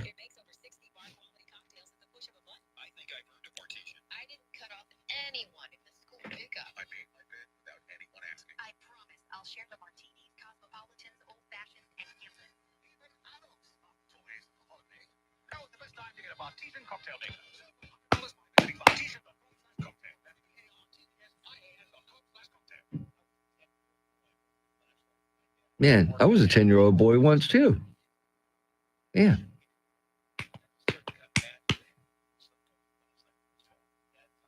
No.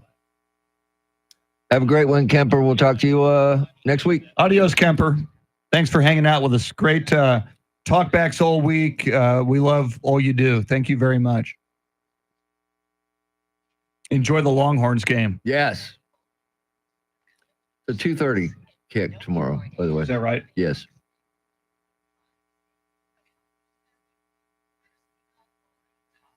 I'm with John Decker. That Notre Dame and Army game should be really, really good. Yeah. It's a shame it's in South Bend. That could make it all the more remarkable. I know. If they win that, man, put them in the playoff, man, because there's a lot of people saying they don't belong. I disagree with that. Right now, they belong. Yeah.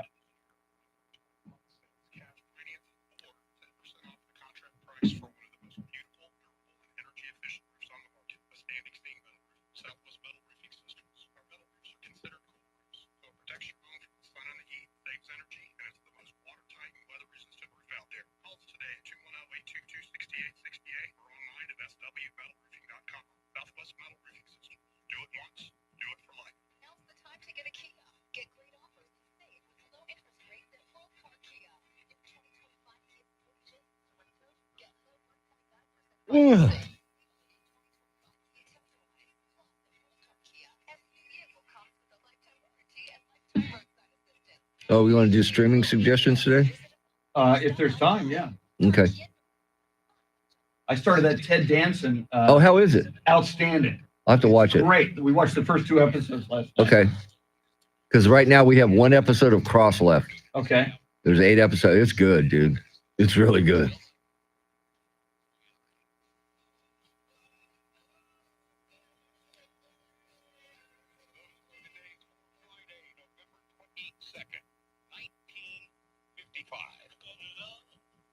Come on, sugar. Oh.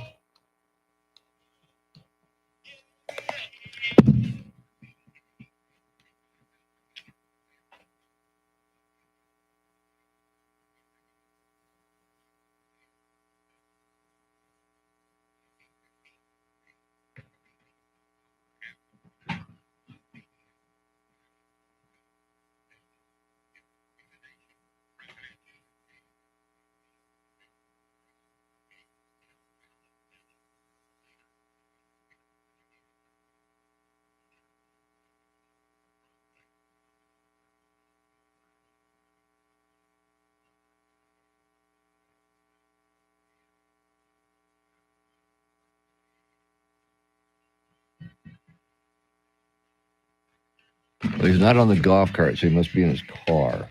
Or we get really lucky. Wouldn't that be nice? Yeah. I won't believe it till I see it. Right. Okay, so how many do you have? Just 2. 2.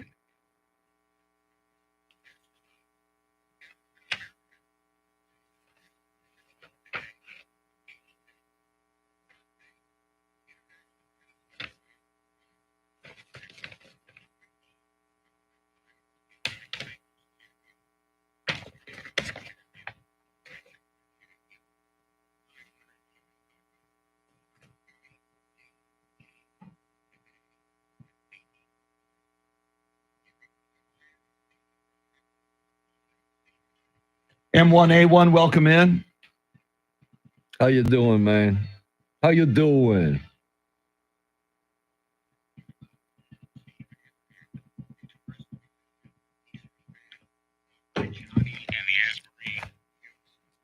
I was in Japan when Kennedy got shot. Wow. Yeah. I was in Knob Noster, Missouri, Whiteman Air Force Base. We were in Itazuki, Japan. Yeah. My dad was flying B-47s. Tachikawa Air Force Base, I believe is where we were. EN, good morning. EN, also known as Express News. Yes. I keyed. Hello. I keyed. Here comes Charity.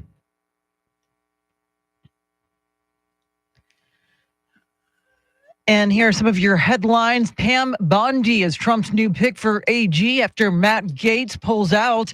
The city reveals new details about plans for a new Spurs arena.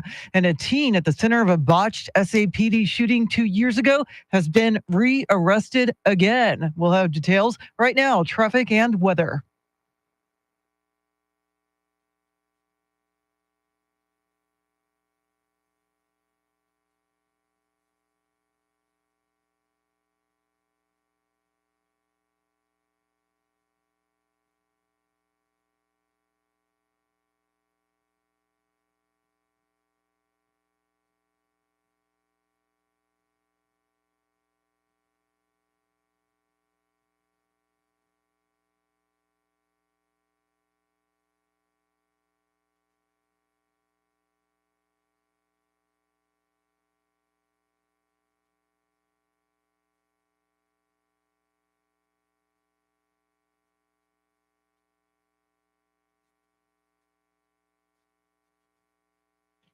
Sunny skies today and tomorrow. Highs in the mid to upper 70s today, upper 70s tomorrow. Sunday, you'll see some sunshine along with a few clouds. Highs in the mid 80s.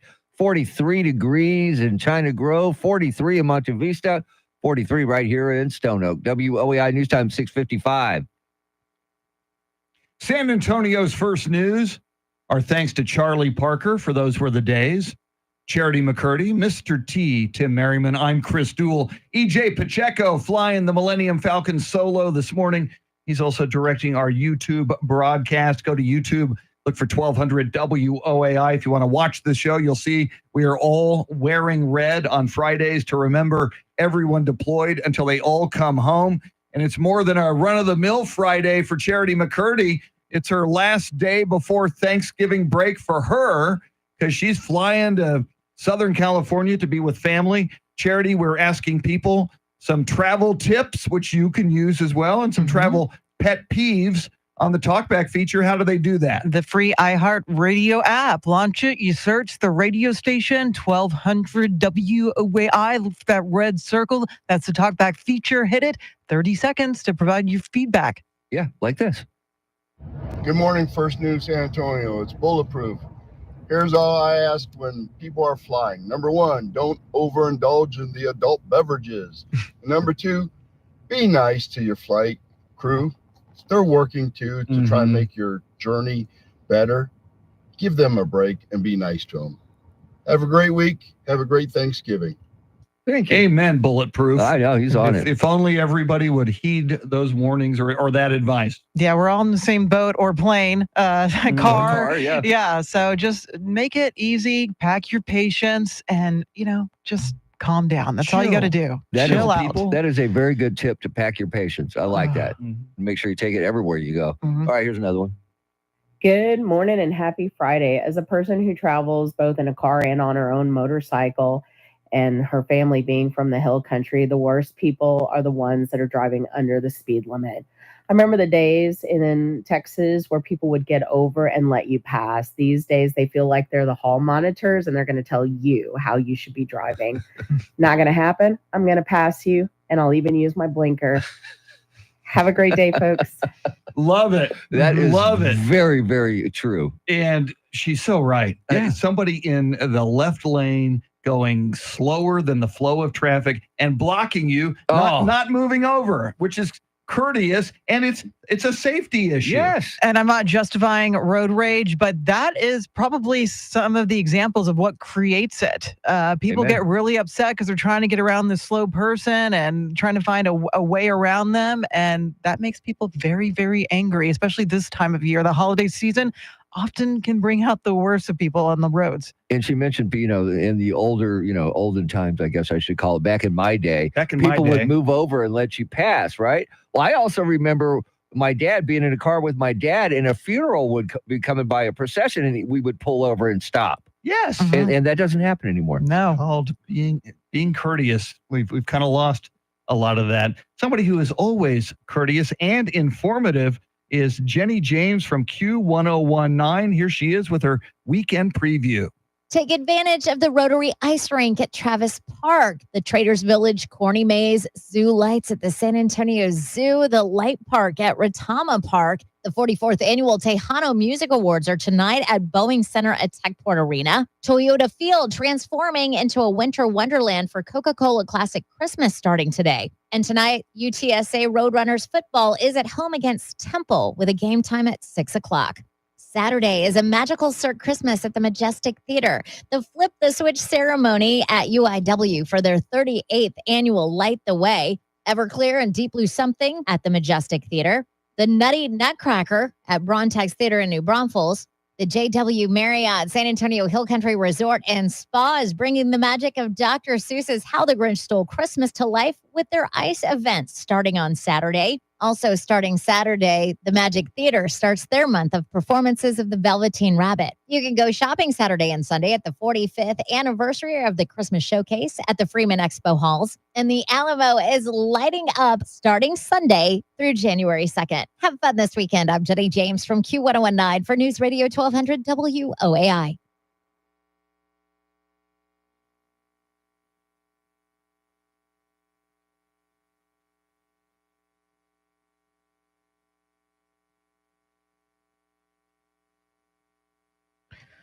7 o'clock is our time. San Antonio's first news. It is Friday. Good morning. I'm Charity McCurdy. Among our top stories, Trump taps Pam Bondi for AG after Matt Gaetz pulls out, and the city takes the wraps off Project Marvel.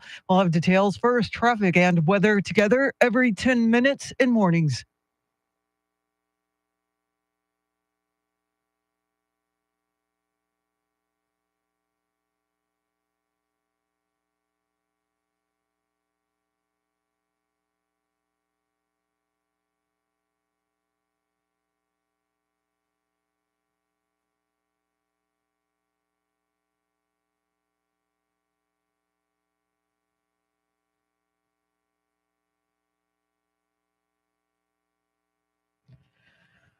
Your Friday forecast, sunny skies, a high in the upper 70s. Tonight's low 45. Right now, 43 degrees.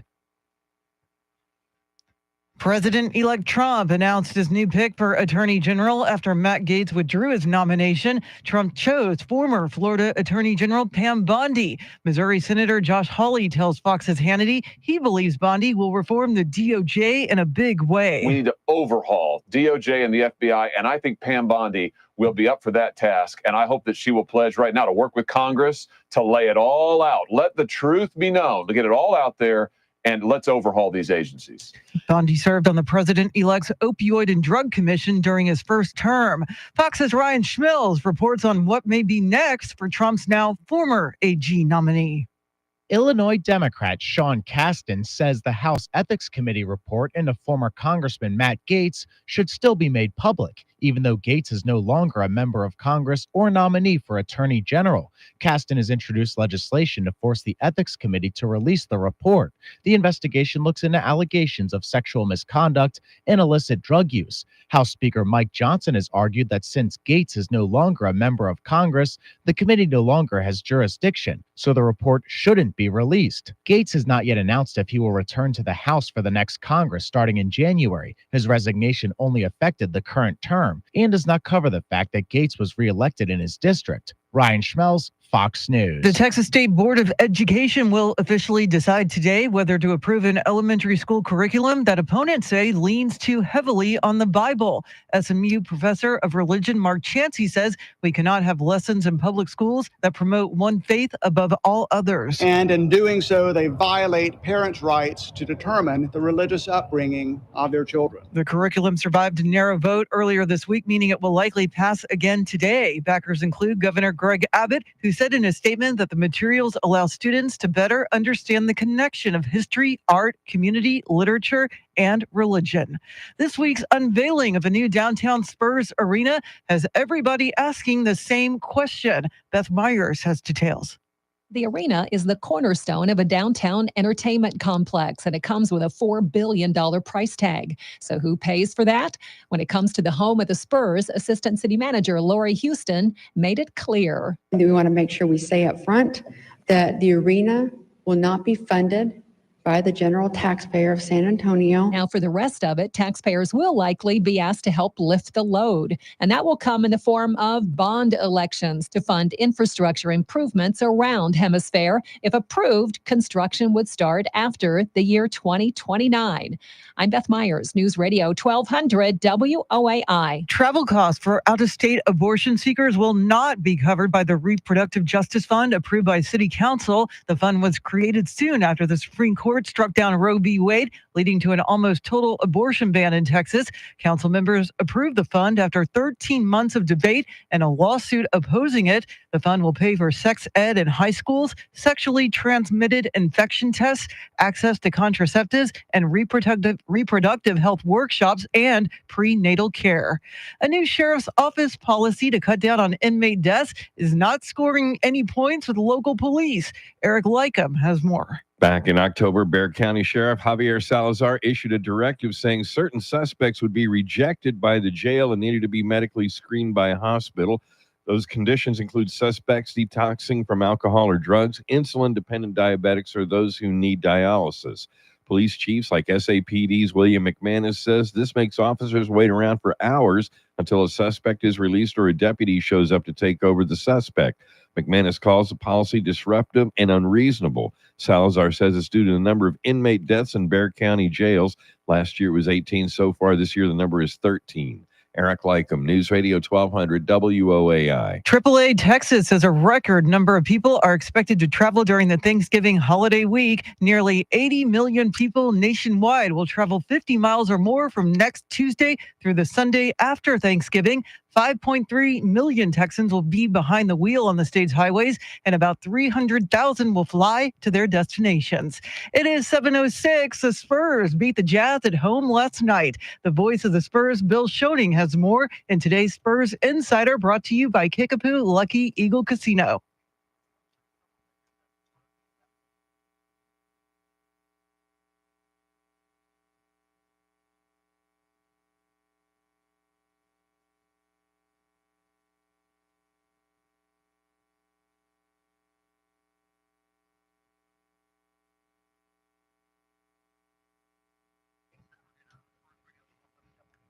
Thanks, Bill. Today's Spurs Insider brought to you by Kickapoo Lucky Eagle Casino. News at the top and bottom of every hour, along with breaking news as it happens. I'm Charity McCurdy. Traffic and weather coming up.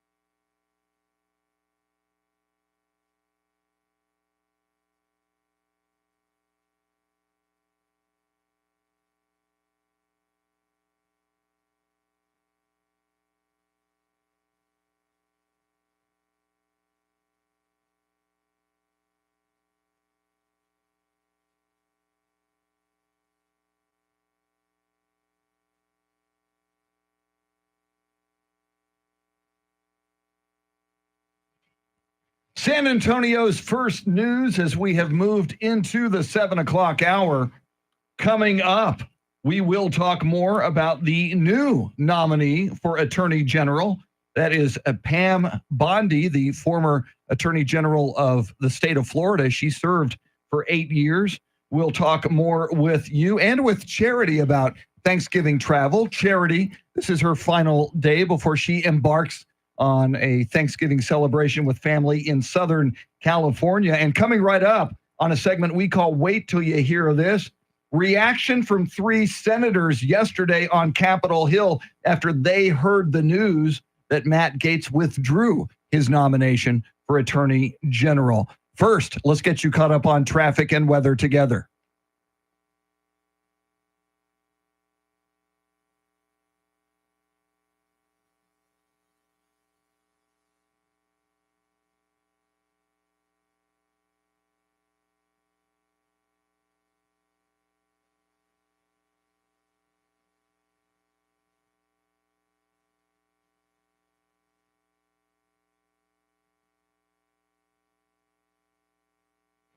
Sunny skies today and tomorrow. Highs in the mid to upper 70s today. Upper 70s tomorrow. Sunday, you'll see some sunshine along with a few clouds. Highs in the mid 80s. It is 33 degrees in Kerrville, Texas. 41 in New Braunfels. And 43 right here in Stone Oak. WOAI News Time, 7:11. San Antonio's first news. That's Mr. T, Tim Merriman. She's Charity McCurdy. Our thanks to Charlie Parker. For those were the days. I'm Chris Duell. EJ Pacheco doing the heavy lifting technically, flying the Millennium Falcon, and he is directing our YouTube broadcast if you want to check it out. There's also a live chat there as well.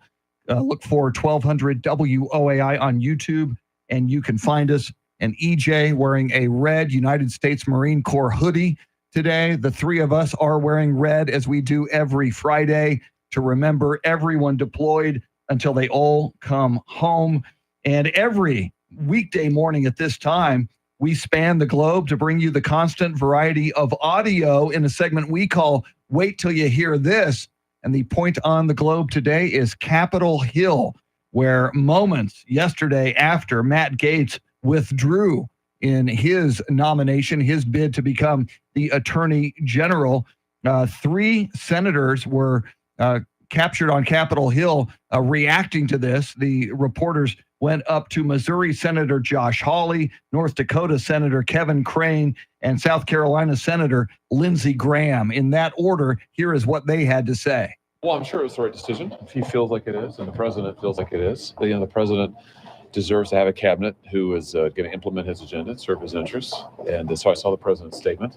And, I trust his Did judgment. you think your colleagues were already a no on him, though? Oh, I think some of them were. Yeah. Would you say 4 or 5? How many do you I don't think? know. I don't know about the whip count. I'm sure the White House or the Mar-a-Lago had a good The Mar-a-Lago. had a good sense of that. I mean, there's a sense of relief about it, of course. I think he did a pretty noble thing, frankly, honorable thing by getting out himself. I thought his statement was appropriate, and I look forward to a new nominee that we can get fully behind. Who would make it to January by, any measure? I did not. You did. I know enough people that were a hell no in the conference to know that the path would have been very, very difficult if possible, and I doubt it was. As to Matt, he's withdrawn.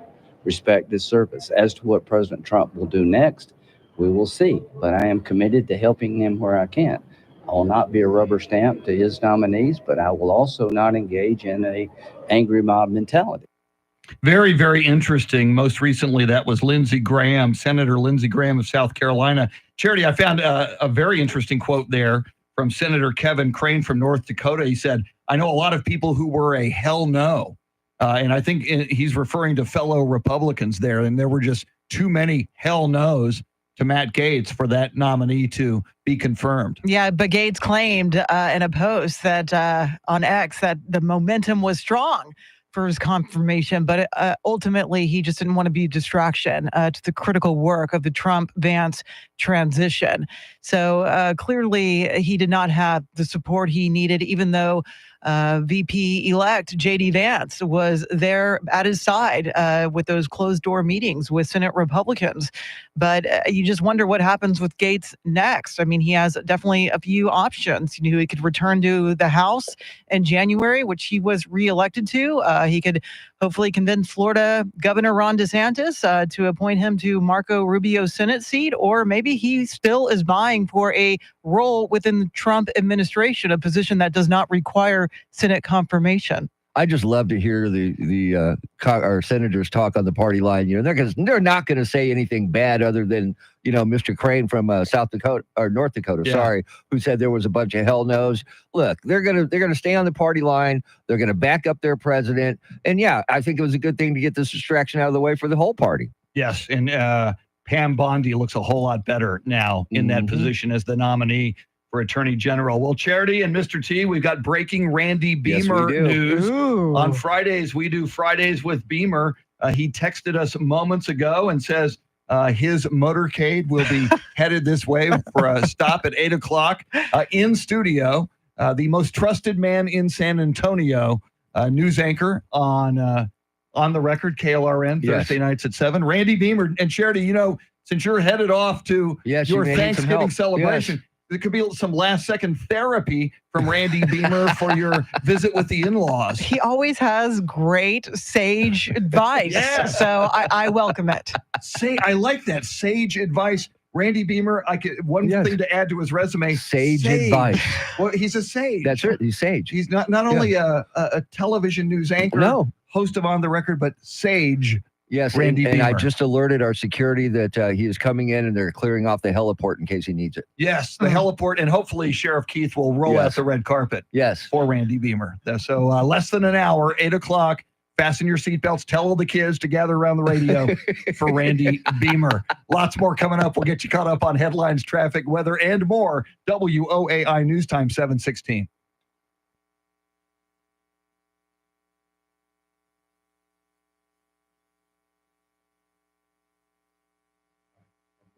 Cool.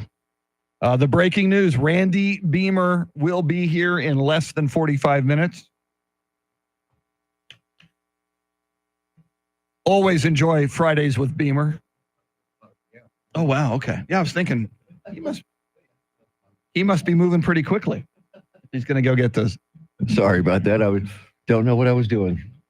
Lost track of time there, Chris. It happens on San Antonio's First News. Only on Fridays. Yes. Well, that potluck dinner yesterday, that we had was just too much for me. That may have been my favorite potluck It was the dinner best one I've ever been to. Yes. Ever. Agreed. And there's hopefully, leftovers. Hopefully, if we have another potluck dinner, we'll have the same experience. I hope so. Yes. I think we should make that a regular thing. I agree. Yeah. Eric Bowden, welcome in. He's meeting up with some WOAI listeners on Monday. How cool is that? I guess delivering some portraits, Eric. Wow. Yeah, he's meeting up with Very a couple nice. of WOAI listeners I Monday did morning. not see that earlier. Wow. Cool.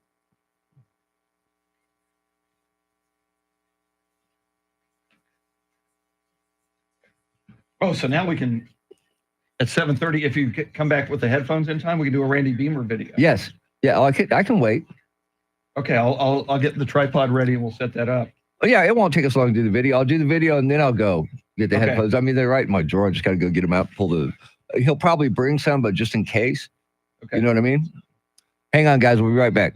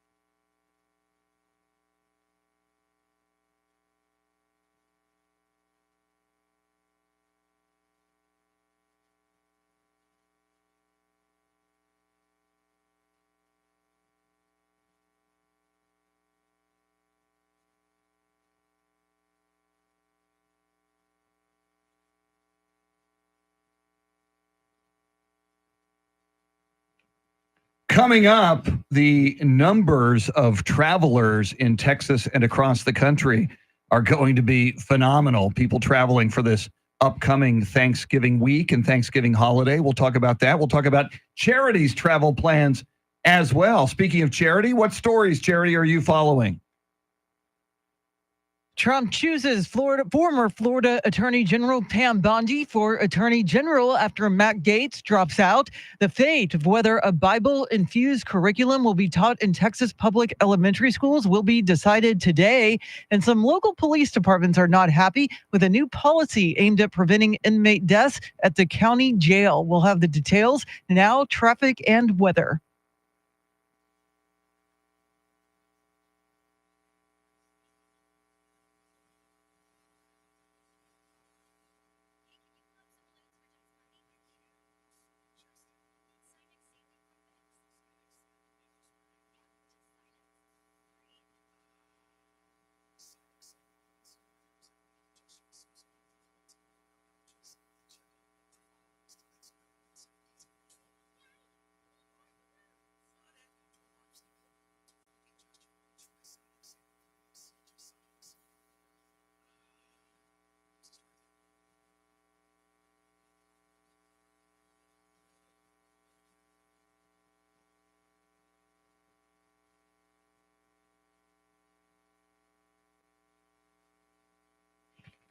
Sunny skies today and tomorrow. Highs in the mid to upper 70s today, upper 70s tomorrow. Sunday, you'll see some sunshine along with a few clouds.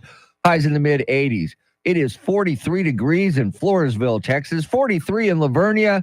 43 right here in Stone Oak. WOAI News Time, 7:21. San Antonio's first news. Normally at this time, we connect with Mike Opelka from the Pure Opelka podcast to get his unique take on the morning's big stories. Don't worry, you will get your Mike Opelka fix, and so will we this morning. He'll join us in less than an hour at 8:20. In fact, with Randy Beamer coming into the studio at 8 o'clock, we'll have Randy Beamer and Mike Opelka together. It's almost like John Lennon and Paul McCartney, Charity. It's like, wow, Mick Jagger and Keith Richards. It's even bigger. Which is which, though? It's hard to. Yeah. Okay. Well, no, Randy would be Mick Jagger. Yes. Yeah, and Yeah. Opelka would be Keith Richards. Oh, yeah. Okay. I can see it like that. Yeah. And I think Randy would be Paul McCartney and Opelka would be John Lennon also. I could have that wrong. I'll be Ringo. Yeah.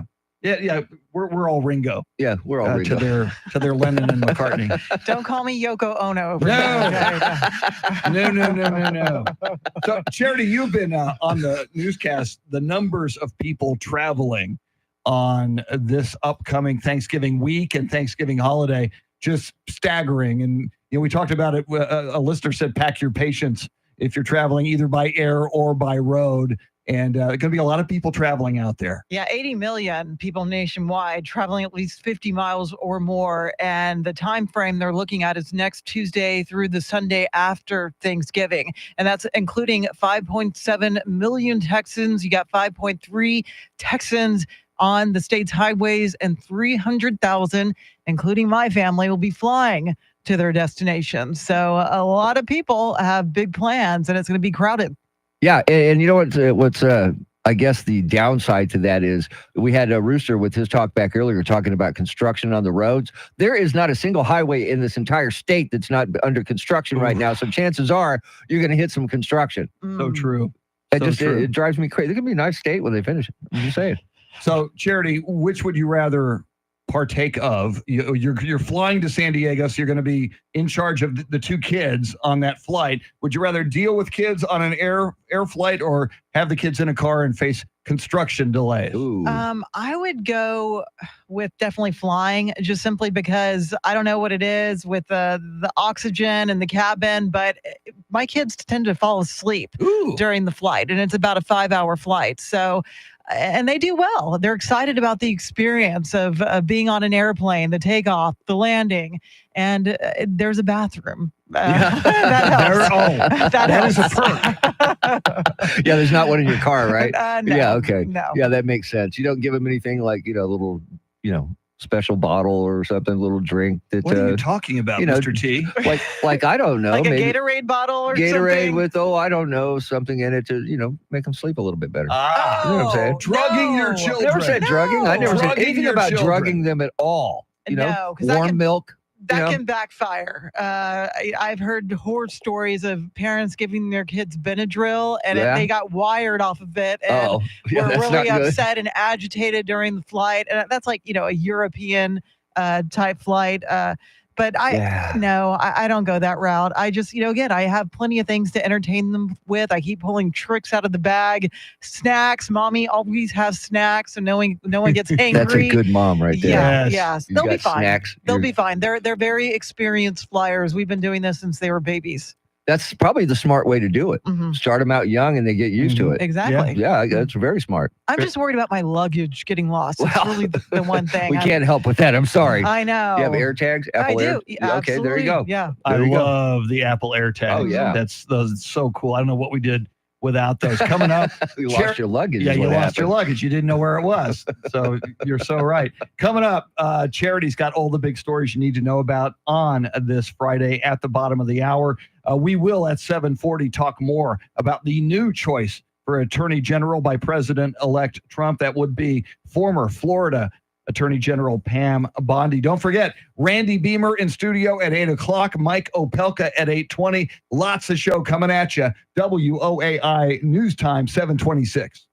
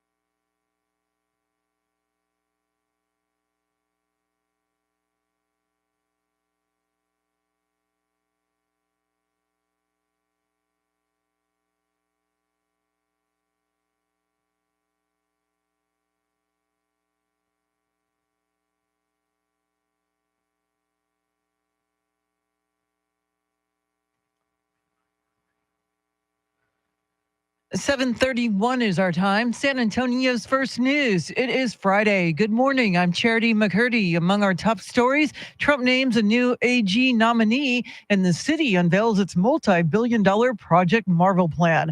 We'll have details. First, traffic and weather together every 10 minutes in mornings.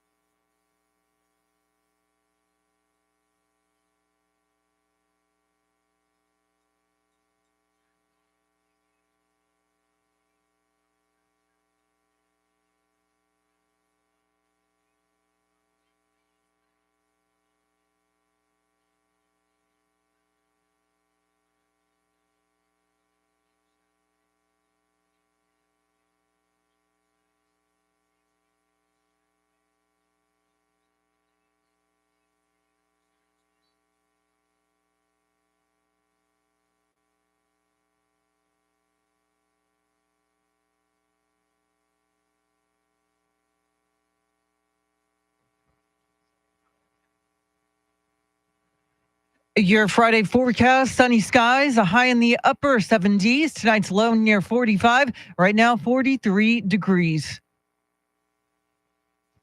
President-elect Trump has settled on a second choice for Attorney General after former Congressman Matt Gaetz withdrew his nomination. Fox's Jared Halpern reports.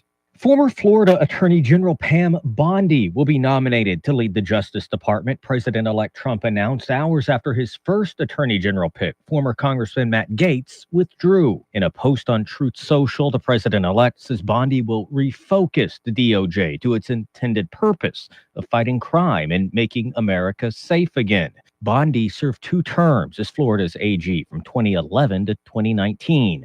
Gaetz abruptly withdrew his nomination following meetings with senators, concluding the confirmation was a distraction to the transition. He has faced federal and House Ethics Committee investigations over accusations of sex trafficking and illegal drug use. In Washington, Jared Halpern, Fox News. A 30-year-old Florida man is being detained as he awaits trial for plotting to bomb the New York Stock Exchange the week before Thanksgiving. The FBI says Haroon Abdul Malik Yenner allegedly planned on wearing a disguise while planting an explosive device at the stock exchange in lower Manhattan and then detonating it remotely. His motive? To reboot the U.S. government.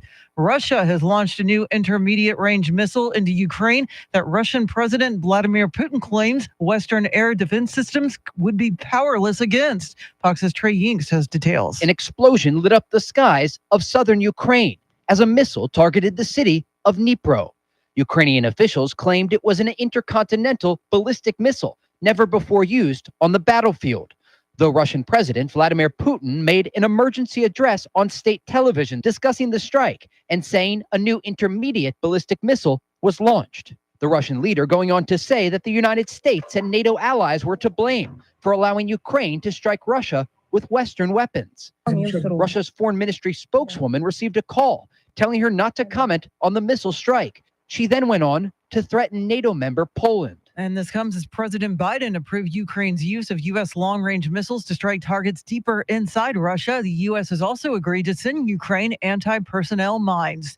A proposed downtown sports and entertainment district around Hemisphere may feature a new San Antonio Spurs arena. The proposed district also includes an expansion of the Henry B. Gonzalez Convention Center, improvements to the Alamo Dome, a convention center hotel, and a new event venue. Assistant City Manager Lori Houston says the cost will likely fall on the team's ownership group. We want to make sure we say up front that the arena will not be funded by the general taxpayer of San Antonio.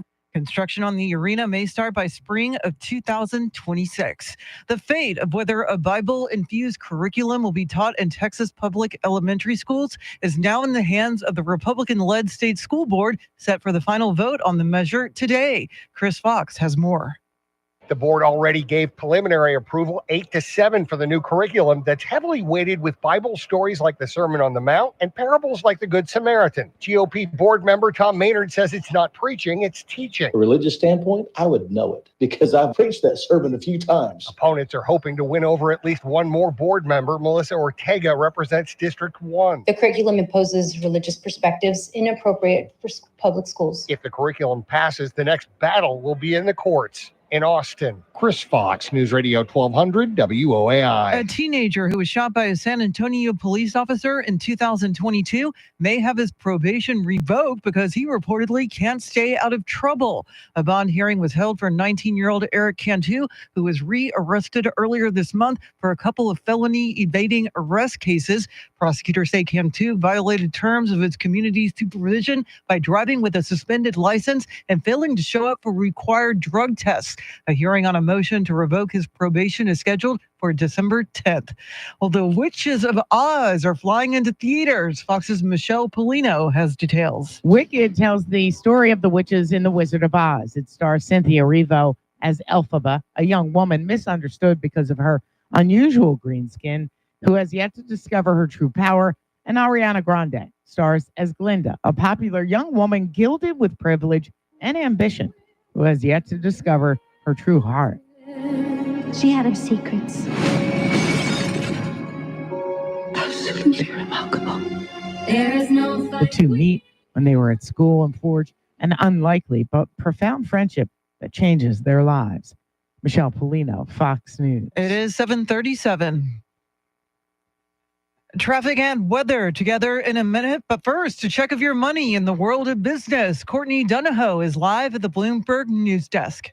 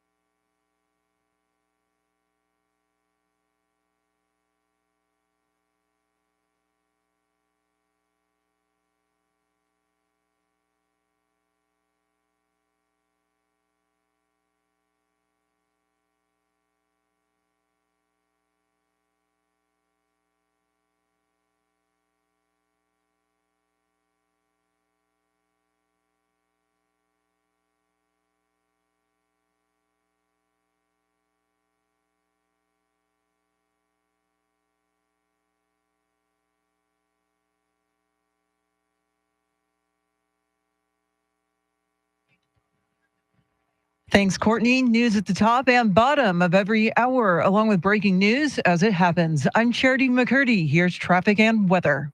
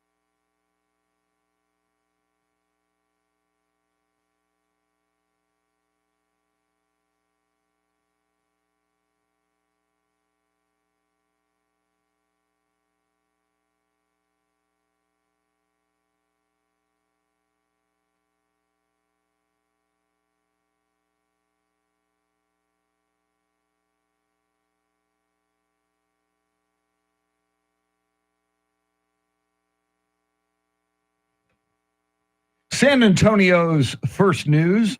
Charity McCurdy, Mr. T, Tim Merriman. I'm Chris Duell. Randy Beamer will join us in studio at 8 o'clock. At 8:20, Mike Opelka from the Pure Opelka podcast. Always like getting his unique take on the morning's big stories. And certainly one of those big stories is what happened yesterday as Matt Gaetz withdrew his name from a nomination for Attorney General. And now, in fairly short order, President-elect Donald Trump chose Pam Bondi as his nominee for Attorney General. She served 8 years as the Attorney General of the state of Florida. And Charity, as we know, she has been a Trump supporter and a true believer in Donald Trump dating back to the 2016 campaign. Yeah, she defended him during his first Senate impeachment trial. And I believe that at one point she was his select to be in his cabinet at the time when his first attorney general, Jeff Sessions, was ousted in 2018. Bondi's name was actually floated as a possible candidate. But as you know, Trump ended up going up with William Barr instead. But they have a long history together, and Bondi describes Trump as a personal friend. And when you think of what Matt Gaetz was up against, her confirmation hearing should be a walk in the park. I think only one issue that's likely to come up is when Bondi personally solicited a political contribution from Trump as her office was weighing whether to join New York and suing over fraud allegations involving Trump University. But other than that, it should be pretty much smooth sailing.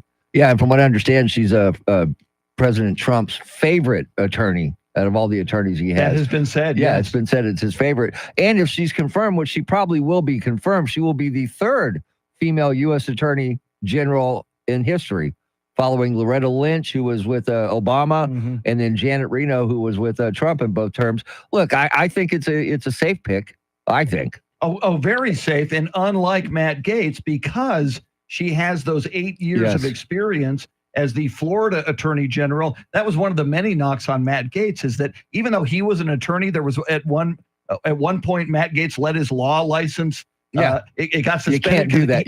He didn't pay his fees. Matt Gaetz ran for office shortly after he came out of law school. So even though Matt Gaetz was an attorney, Matt Gaetz did not have a lot of experience being an attorney or being involved in justice or criminal justice. So I think so many problems are solved with Pam Bondi. Charity, you don't have all the baggage Matt Gaetz had, and you have this judicial, certainly this legal experience as the Florida Attorney General for 8 years on the job. That's the Attorney General of a state, I believe, is some pretty good training to someday be the overall Attorney General of the United States. And, Trump made this selection within hours of Gaetz announcing that he was going to pull out of the nomination process. And he gave her a ringing endorsement. He's saying that she's going to refocus to DOJ on its intended purpose of fighting crime and making America safe again.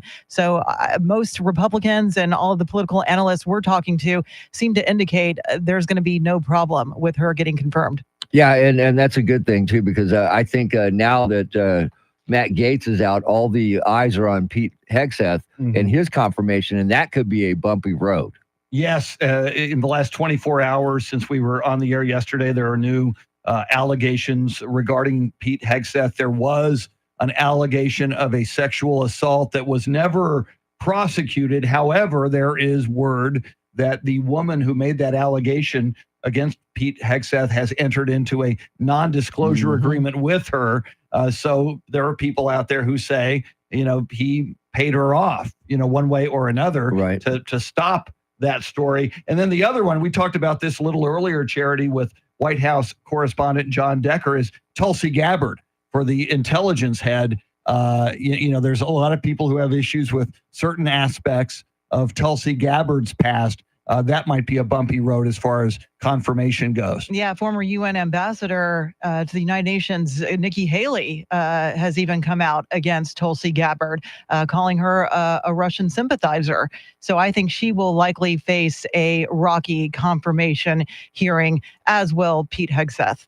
We got a whole lot coming. We'll get you caught up on headlines, traffic, and weather. We're hearing from you on the Talkback feature on the free iHeartRadio app. Your travel tips as Charity's getting ready to travel to San Diego, to Southern California for Thanksgiving. Your travel tips and your travel pet peeves. And don't forget, Randy Beamer in studio in the 8 o'clock hour. And Mike Opelka joins us from the Pure Opelka podcast at 8:20. Whole lot of show coming. WOAI News Time, 7:46.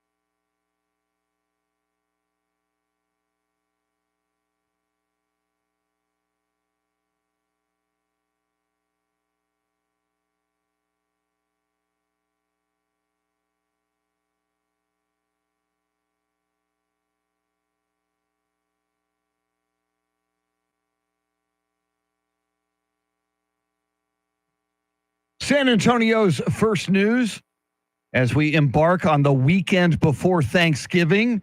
We're asking you your travel tips and your travel pet peeves. We'll hear from you on the Talkback feature coming right up. But first, Charity, what stories are you following? President-elect Trump says Matt Gaetz has a wonderful future ahead of him after the former congressman withdrew his nomination for Attorney General. The Supreme Court will release its first opinion of the term today and get ready for plenty of company on the road and in the air for Thanksgiving travel. We'll have details now, traffic and weather.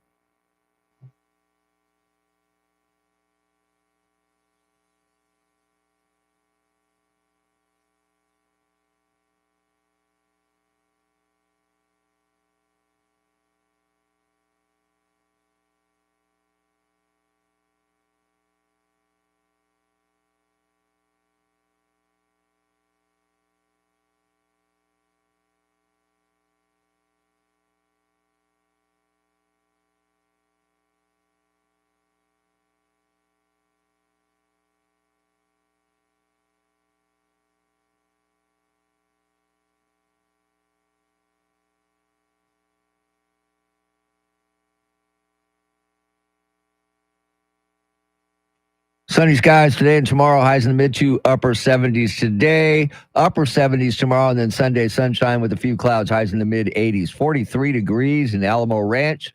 43 in China Grove. And 43 right here in Stone Oak. WOEI News Time 7:51.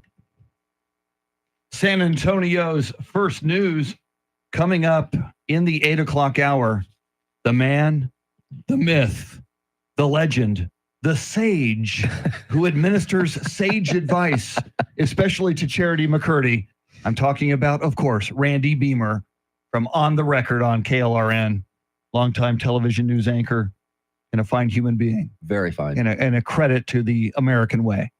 I can't wait for his take on this Project Marvel. Yes. They took the wraps off that plan during a city council presentation. So he has the inside scoop and we'll get it. Yeah. Well, he's been all over Project Marvel. Yeah, I just saw some illustrations of what it could look like downtown if they actually do pull this off and get a new arena. Looks awesome. Yeah. Well, but what's it going to cost? Exactly. And who's going to pay for it? Exactly. Randy Beamer will have all of Randy that Beamer's information. paying for it? Or, Oh. Randy might kick in a little bit. Okay. Randy might kick in Right on. 15% of the cost. Some other people are willing to jump in. We shall see. All right.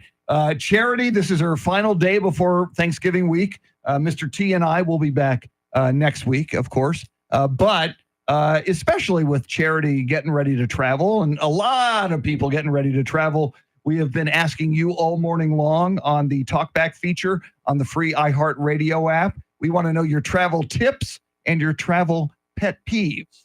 That's right. And the free iHeartRadio app is the way to go. Make sure you launch it, search 1200 WOAI, and look for that red circle for the Talkback feature to sound off. Yeah, and here's what you would sound like. Good morning, San Antonio. First News, WOAI. This is Kim from Bandera. My travel tip is not to travel. Good morning to all you Thanksgiving travelers out there. I used to pack up my 4 daughters to travel home to the grandparents, and I can remember it being a little stressful. But I now hear my adult daughters talk about all their precious memories involving those trips. So all you parents out there, breathe and remember you get to do this. Enjoy your Thanksgiving. Time flies. Have a great weekend. Good morning, WOAI News Crews on this Red Friday. Pack your patience, pack some snacks, prayers for safe travels for your family, Charity, and mine coming to visit. Don't be a Karen. Be kind. Have a great weekend. Beautiful. Tuesday. Don't be a Karen. Be kind. Before that, Kemper. And I really loved the first one. Yes. My travel tip is don't travel. I am heeding that advice this Thanksgiving, Charity. I'm not going to travel. I keep asking Brett, the husband with 1 T, when is your family going to come to San Antonio? Why are we always going there? But I guess the rental options aren't as foo-foo in San Antonio Oh. compared to Ooh. San Diego. Well, you can find something in Dominion. I don't know. Randy Beamer's estate might be Yeah, on it's his guest house. Airbnb. Yeah, I His don't- guest house alone, Yes. man, it's huge. He's got a little cabana out back. I don't know if it meets the in-laws criteria though. Whoa. Yeah. So, but it's Whoa. okay. I always enjoy California. It's beautiful. Yes. But I always am happy to get back home to Texas. that's for Always, sure. always. I like what Kemper had to say about, cherish these times because it does fly by. Mhm. You might be stressed out while you're dealing with the kids right now, but remember, enjoy these times. And I do. I remind my husband because our parents are getting older. So we're Mhm. not going to always have this opportunity. So we do cherish this time together. I'm lucky. I live in the same city as my parents. He doesn't have that same luxury. So I keep that in mind when we make this trip, this annual trek. It's stressful, but it's quality family time. And we always have a blast. We really do. You make such a great point there, Charity. I was telling you guys earlier this morning before the show, a number of years ago, my wife and I, her parents lived in Austin, and my mom lived down here in San Antonio. So on Thanksgiving morning and on Christmas morning, we'd hop in the car, drive to Austin, have lunch with Beth's parents, then hop back in the car, drive down to San Antonio, and have Thanksgiving or Christmas lunch with my mom. And it was a lot of driving on Thanksgiving and Christmas. Yep. But I mean, since then, Beth's mom has since passed. Her dad is now in Cincinnati at a assisted living facility, and my mom passed this year. So what was always kind of a Thanksgiving tradition with the parents no longer exists for us. There's no parents left for us to go have Thanksgiving with. So it is precious and fleeting, And it flies by, doesn't it? Yes, you got to enjoy it. And It's rare. it's just like it was yesterday, but how many years ago was that? It was a long time ago. Many, So, yeah. 20 years ago when we made those trips. There is that. And, every now and then we'll go down to Cindy's family down in Brownsville for Thanksgiving. And I don't mind going down there. I like it, but they just can't cook. I mean, I hate to be like that, but they really can't. I end up doing most of the cooking when I'm down there because I see them struggling and go, wait a minute. I can do this. You're doing it wrong. Yeah, well, I don't say it like that, but yes, they are.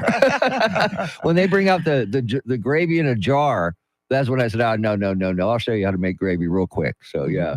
Coming up, Project Marvel. Are you ready for a new Spurs arena and an entertainment complex? Or are you okay with the price tag? Randy Beamer in studio to tell us all about it. Mike Opelka at 8:20. Big 8 o'clock hour coming right up. WOAI News Time, 7:57.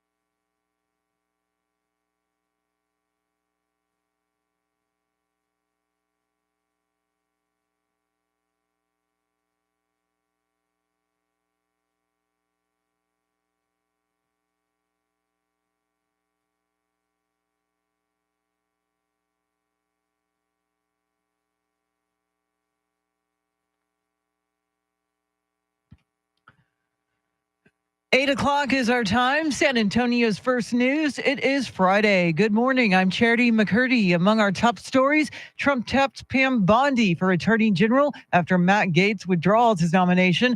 The city takes the wraps off Project Marvel. We'll have the details first. Traffic and weather together every 10 minutes and mornings.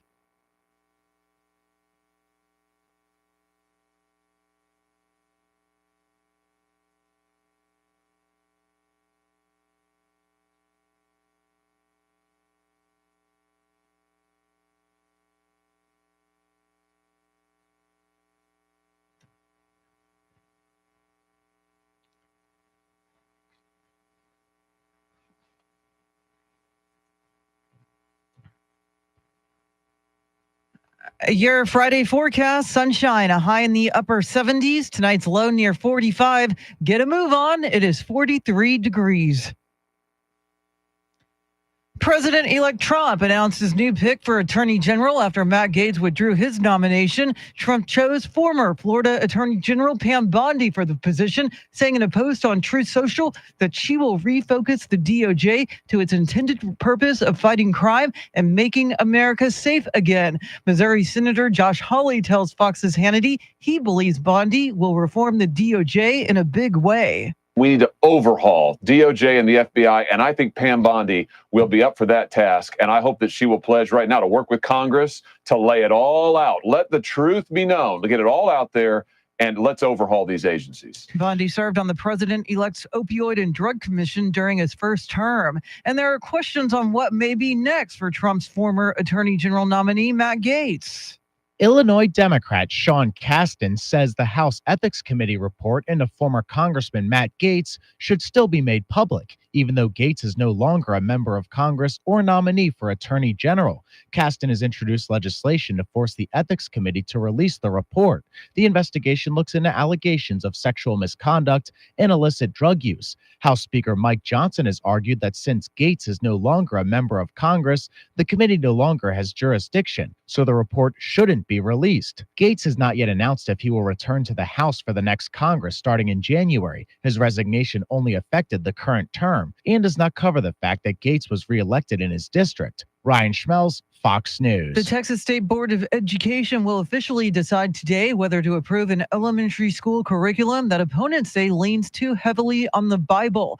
SMU professor of religion Mark Chancey says we cannot have lessons in public schools that promote one faith above all others. And in doing so, they violate parents' rights to determine the religious upbringing of their children. The curriculum survived a narrow vote earlier this week, meaning it will likely pass again today. Backers include Governor Greg Abbott, who said in a statement that the materials allow students to better understand the connection of history, art, community, literature, and religion. Travel costs for out-of-state abortion seekers will not be covered by the Reproductive Justice Fund approved by City Council. The fund was created soon after the Supreme Court struck down Roe v. Wade, leading to an almost total abortion ban in the state. Council members approved the fund after 13 months of debate and a lawsuit opposing it. The fund will pay for sex education in high schools, sexually transmitted infection tests, access to contraceptives, and reproductive health workshops and prenatal care. A proposed downtown sports and entertainment district around Hemisphere may feature a new San Antonio Spurs arena. The proposed district also includes an expansion of the Henry B. Gonzalez Convention Center, improvements to the Alamo Dome, a convention center hotel, and a new event venue. Assistant City Manager Lori Houston says that taxpayers will not buy the Spurs their new home. We don't anticipate that the general taxpayer will pay for anything associated with the sports entertainment district other than infrastructure to support the entire sports entertainment district. And during a presentation briefing to City Council, she said construction on the new arena may start by spring of 2026. Well, there have been a string of massage parlor prostitution busts in Texas this month, stretching the length of the state from Laredo to Lubbock. Groups that fight human trafficking are demanding that state lawmakers do something about it. The number of illicit massage businesses has more than doubled in the past 6 years. Carolyn Roberts with the group Children at Risk says the way to stop this type of human trafficking is by going after the business's profits. They want legislation that will allow district attorneys to collect thousands of dollars in civil suits. Well, several local police departments are grumbling about a new directive from Sheriff Javier Salazar about the handling of people who are arrested. Salazar sent a memo to Bexar County agencies last month that said suspects must be taken to a hospital to be medically screened before being booked into the jail. The new policy says suspects who are detoxing from drugs or alcohol, insulin-dependent diabetics, and people needing dialysis would be rejected by the jail. Local agencies say they lack the manpower to wait at the hospital for hours, so the new policy puts public safety at risk.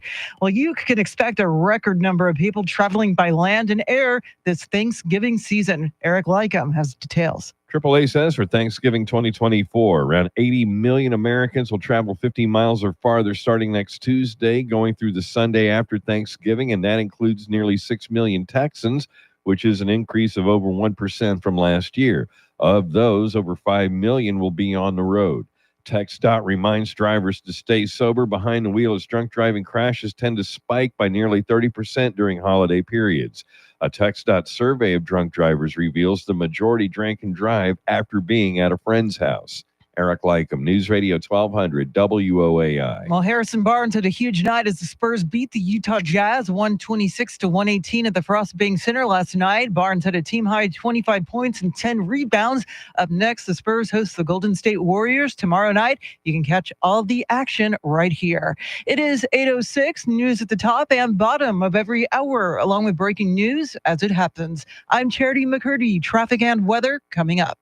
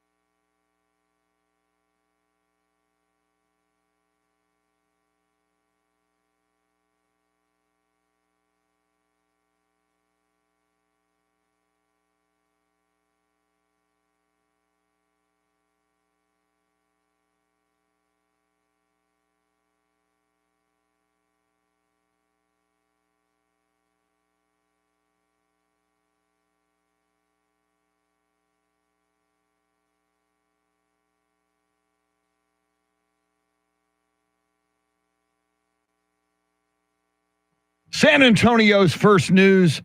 The motorcade has arrived. The red carpet was rolled out here at iHeartRadio. Randy Beamer is in studio. We're going to ask him what he knows about Project Marvel coming right up. But first, let's get you caught up on traffic and weather together.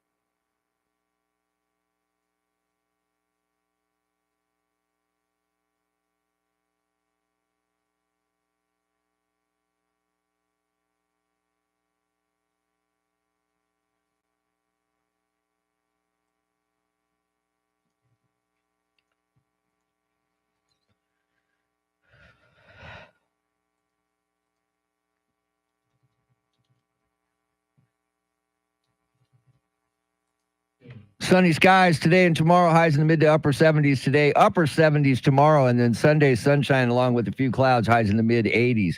43 degrees in Bon Army, Texas. 45 in Monte Vista, and 46 right here in Stone Oak. WOAI News Time 8:10. San Antonio's first news. That is Mr. T, Tim Merriman. She's Charity McCurdy.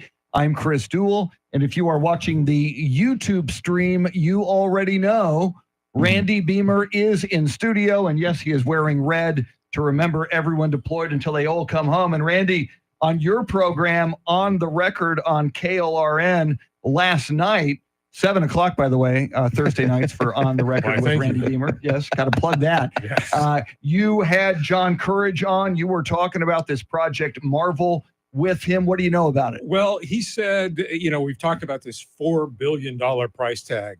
Well, he kind of backed off of this whole thing about numbers, saying, listen, we've got a lot of numbers out there.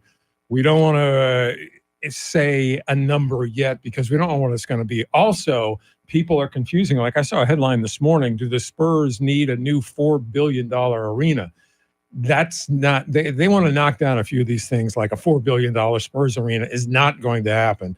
The whole project, and we're talking about everything from a renovated Alamo Dome, new convention center facilities, new hotel, land bridge across there, Spurs arena, other amenities. This whole project of an entertainment complex could be up to $4 billion, but it would be, as they say, the Spurs thing would just be part of that.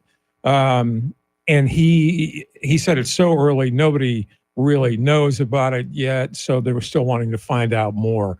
I think we're going to get a lot of questions, but right now I think what they are focused on and what we should all be focused on is on what is and what isn't in it, because that has killed or helped things in the past, like the Alamo Dome or other projects where people get a misconception or a conception that may not be accurate, we'll say anyway. So following yesterday's presentation, Beamer, what's the next step in the process? Because there are indications that construction on the Spurs arena could begin as soon as 2026. That's a possibility. They are really hoping to kind of whittle things into pockets of what they're talking about, as I understand it. They're going to be talking about, okay, this would be what the Spurs need, but let's talk about what the city needs in terms of renovated convention center space. Here's a convention center hotel that we could use.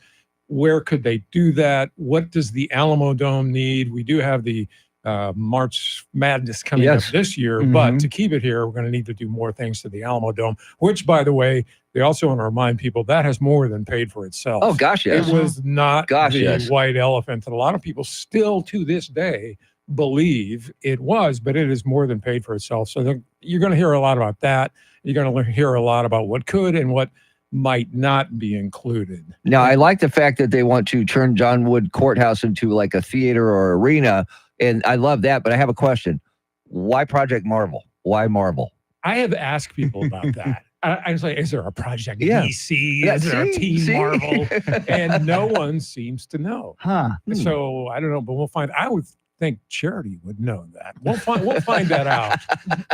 Charity has ways. If anybody can get to the bottom of it, Charity. Well, what do you guys think of the whole concept? These illustrations look fantastic. Yeah, I am of. I think the Spurs are a blessing to this city. I think things could have gone so much in the other direction. The Spurs have brought the championships, have brought. They've elevated us into a major league city. So anything that keeps the Spurs in San Antonio, I think a lot of people don't realize it is. Ask Seattle, who lost the Supersonics. It's possible to lose your franchise. And I think if the city can pull it off, make the right deals to give the Spurs what they want. And I know, as you just documented, Randy, it's more than that. It's an entertainment complex and so much more. But I say give the Spurs what they need. And there have been times, when we have made mistakes in terms of money. The pink elephant, they call it, in terms of that mall that was right across 35, actually turned into the area that's now UTSA. It was just too early.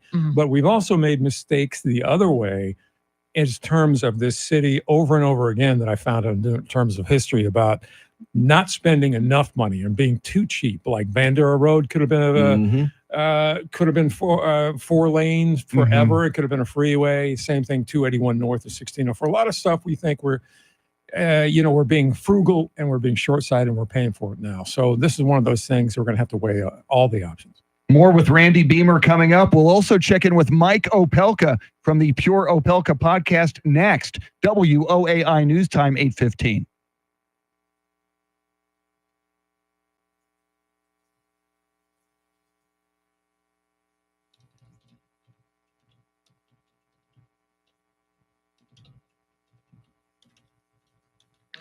And we're back. I'm sorry, say what? For Opelka, we'll do it. I'll intro it, and then you get the first question. She gets the second question. It goes back and forth for you two. Okay. And there's his. I gave you his rundown. You don't like talking to him. No, I love talking to him, but just want to it's just highlight too many. Randy. Yeah, we just want to highlight you. It's you. It's all about you. I don't think so. I highlighted a few things, but that was before I was for sure you were coming. So Well, just ignore those. I thought you would have highlighted this. Which one? Anything that has like Yoda on it. No, I've never seen Star Wars. What the hell would I do that for? What is you can ask him what Matt Gates' next appointment will be. Well, we talked about that earlier, and there's all kinds of speculation. He I don't could know. get a job in the administration that doesn't require a confirmation because he won't get through that. No.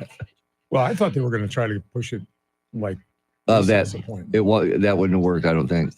No, because there would have been a fight then over recess Yes. appointments. Now he can get it through somebody. Yes, But I don't know. Pete Hegseth. that's the one I think they're going to have issues with because now there's allegations about him now. Yeah, I was reading more about that. I saw this thing on. Can you hit this for a sec? Sure. I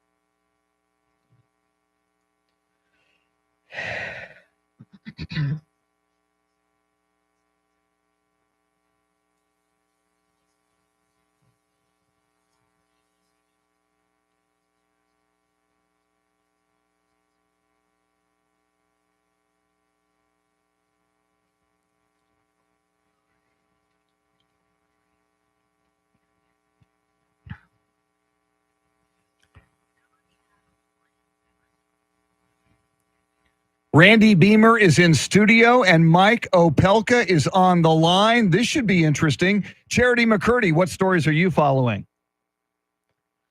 President-elect Trump has tapped former Florida Attorney General Pam Bondi as his new pick to head the Justice Department. Travel costs for out-of-state abortion seekers will not be covered by the city's Reproductive Justice Fund, and a record number of people are expected to travel during the Thanksgiving holiday week. We'll have the numbers right now, traffic and weather.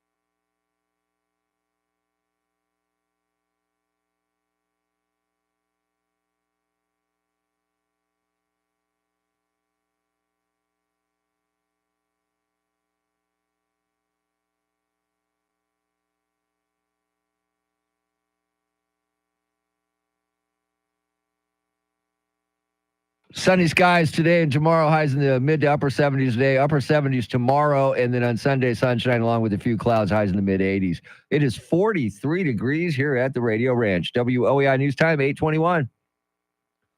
You hear that music, you know it's time for our daily visit with Mike Opelka from the Pure Opelka podcast, brought to us by Randy Adams Incorporated. Mike, first things first, Friday, Luya to you. And a Friday Luya to you as we kick off Thanksgiving season. Speaking of Thanksgiving, we've been talking about travel. Charity's headed off to the Great White West. And I understand you're looking at a story about Thanksgiving travel and a way that at least one airlines is, they have anti-line cutting technology. Ooh, is this right? Yeah, American Airlines tested this technology in a couple of states, and now they're installing it at gates in 100 airports that will catch those weasels who are jumping ahead or trying to squeeze ahead. And Randy, I'm one of the guys who fondly remembers the earliest days of Southwest Airlines and People's Express when they used to just like fire off a starter's pistol and everybody would rush the Fist gate. fights. And it was like a Peasants rugby scrambling. scrum. And I guess this means we've become a more civilized society if we've got airlines kind of policing this. But I miss those days. Me too. And Mike, I got to ask you, with Matt Gaetz out for AG, what do you think his next move will be? And do you think it was Gaetz himself that made that call, or was it President-elect Trump? I think it was Gaetz, Charity, and a lot of people are pointing to the math that it wasn't going to happen because the 4 Republicans who were going to vote against him, including Mitch McConnell and Susan Collins. But I also go back to the fact that Gaetz is a married guy. And his wife was going to be dragged through the mud on this because of the allegations about his behavior with young women, even though there were never any charges filed. And even though the report was buried, it still was going to make it tough in their relationship. And now where's he going? Well, he has 2 options. He could end up being appointed to the Senate seat if DeSantis does that. But there are internal reports saying there's no real love lost between the 2 of them, that they're not really good friends. But it would be an interesting place to have Gaetz as a senator staring at the people who told him we weren't going to appoint you. Or he resigned from his current position in the House, well, his former position, but he was elected to a new term. He could theoretically show up on swearing-in day and say, I'm back. But if he does, will they bring that report back? I don't think so. The report was killed, and the majority likely would keep it killed. The committee voted not to release it. You know, it was kind of just, do we really need to bring this up again? And if you had a Biden-friendly AG who didn't bring any charges, it's unlikely that a Trump-friendly AG would bring charges. And he could still get a Trump administration gig without Senate confirmation. He could, but you want something that's going to be a little more high profile.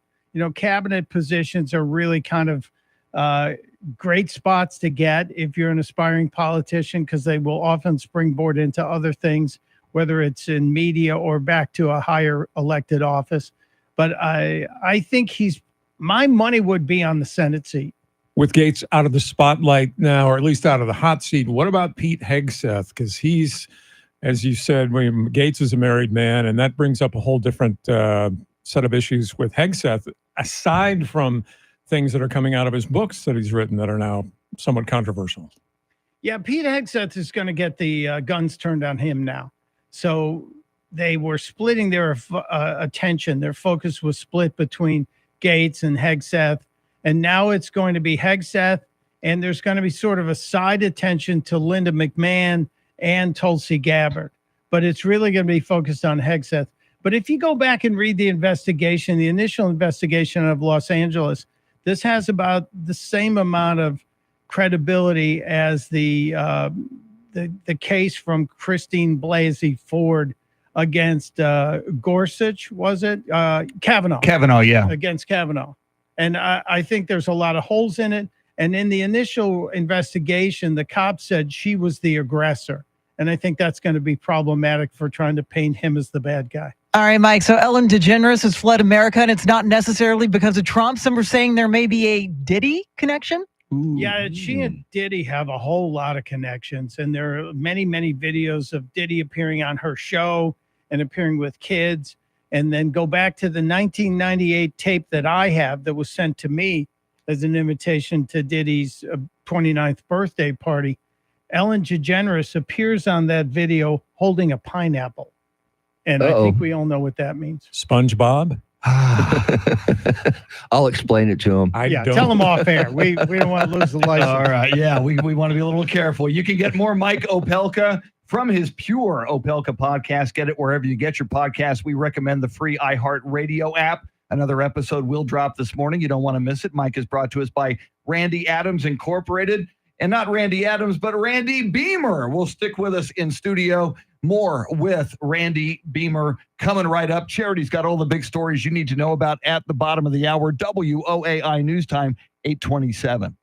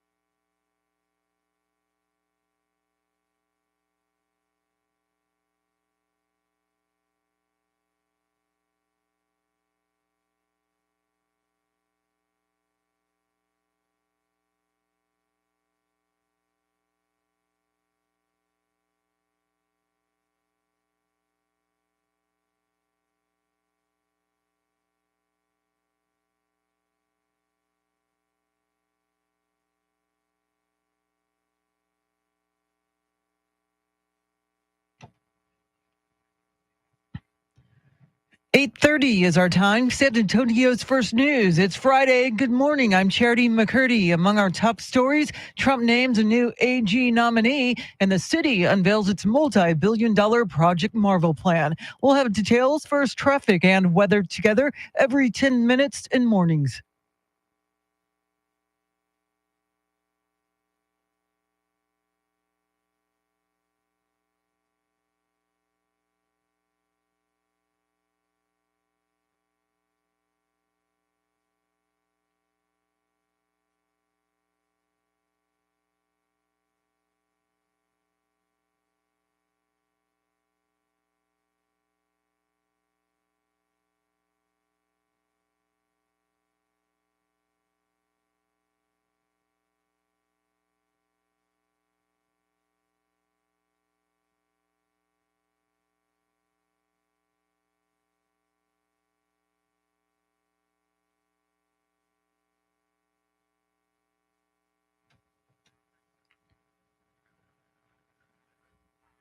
Your Friday forecast, sunny skies, a high in the upper 70s. Tonight's low near 45. Right now, we're up to 48 degrees. President-elect Trump has settled on a second choice for Attorney General hours after former Congressman Matt Gaetz withdrew his nomination. Fox's Jared Halpern has more. Former Florida Attorney General Pam Bondi will be nominated to lead the Justice Department. President-elect Trump announced hours after his first Attorney General pick, former Congressman Matt Gaetz, withdrew. In a post on Truth Social, the president-elect says Bondi will refocus the DOJ to its intended purpose of fighting crime and making America safe again. Bondi served 2 terms as Florida's AG from 2011 to 2019. Gaetz abruptly withdrew his nomination following meetings with senators, concluding the confirmation was a distraction to the transition. He has faced federal and House Ethics Committee investigations over accusations of sex trafficking and illegal drug use. In Washington, Jared Halpern, Fox News. Well, security will be high once again at this year's Macy's Thanksgiving Day Parade. Federal authorities say there is no known credible threat against the parade, but the event could be an attractive target for both domestic and foreign terrorists. Authorities have a particular concern about people using vehicles to plow them into large groups of pedestrians. This year's parade is expected to draw some 2 million spectators in New York City. Russia has launched a new intermediate-range missile into Ukraine that Russian President Vladimir Putin claims Western air defense systems would be powerless against. Here's Fox's Trey Yingst. An explosion lit up the skies of southern Ukraine as a missile targeted the city of Dnipro. Ukrainian officials claimed it was an intercontinental ballistic missile never before used on the battlefield. The Russian President Vladimir Putin made an emergency address on state television discussing the strike and saying a new intermediate ballistic missile was launched. The Russian leader going on to say that the United States and NATO allies were to blame for allowing Ukraine to strike Russia with Western weapons. Russia's foreign ministry spokeswoman received a call telling her not to comment on the missile strike. She then went on to threaten NATO member Poland. And this comes as President Biden approved Ukraine's use of U.S. long-range missiles to strike targets deeper inside Russia. The U.S. has also agreed to send Ukraine anti-personnel mines. The Supreme Court will release its first opinion of the term today. The High Court heard 9 cases in October, including arguments over federal court jurisdiction, so-called ghost guns, and the Oklahoma death penalty. A proposed downtown sports and entertainment district around Hemisphere may feature a new San Antonio Spurs arena. The proposed district also includes an expansion of the Henry B. Gonzalez Convention Center, improvements to the Alamo Dome, a convention center hotel, and a new event venue. Assistant City Manager Lori Houston says the cost will likely fall on the team's ownership group. We want to make sure we say up front that the arena will not be funded by the general taxpayer of San Antonio. Construction on the arena may start by spring of 2026. Exact details like the size, design, price, or funding were not clarified. The fate of whether a Bible-infused curriculum will be taught in Texas public elementary schools is now in the hands of the Republican-led state school board, set for the final vote on the measure today. Chris Fox reports. The board already gave preliminary approval 8-7 for the new curriculum that's heavily weighted with Bible stories like the Sermon on the Mount and parables like the Good Samaritan. GOP board member Tom Maynard says it's not preaching, it's teaching. A religious standpoint, I would know it because I've preached that sermon a few times. Opponents are hoping to win over at least one more board member. Melissa Ortega represents District 1. The curriculum imposes religious perspectives inappropriate for public schools. If the curriculum passes, the next battle will be in the courts. In Austin, Chris Fox, News Radio 1200 WOAI. A teenager who was shot by a San Antonio police officer in 2022 may have his probation revoked because he reportedly can't stay out of trouble. A bond hearing was held for 19-year-old Eric Cantu, who was re-arrested earlier this month for a couple of felony evading arrest cases. Prosecutors say Cantu violated terms of his community supervision by driving with a suspended license and failing to show up for required drug tests. A hearing on a motion to revoke his probation is scheduled for December 10th. We'll expect a record number of people traveling by land and air this Thanksgiving season. Eric Lycum has the numbers. AAA says for Thanksgiving 2024, around 80 million Americans will travel 50 miles or farther starting next Tuesday, going through the Sunday after Thanksgiving, and that includes nearly 6 million Texans, which is an increase of over 1% from last year. Of those, over 5 million will be on the road. TxDOT reminds drivers to stay sober behind the wheel as drunk driving crashes tend to spike by nearly 30% during holiday periods. A TxDOT survey of drunk drivers reveals the majority drank and drive after being at a friend's house.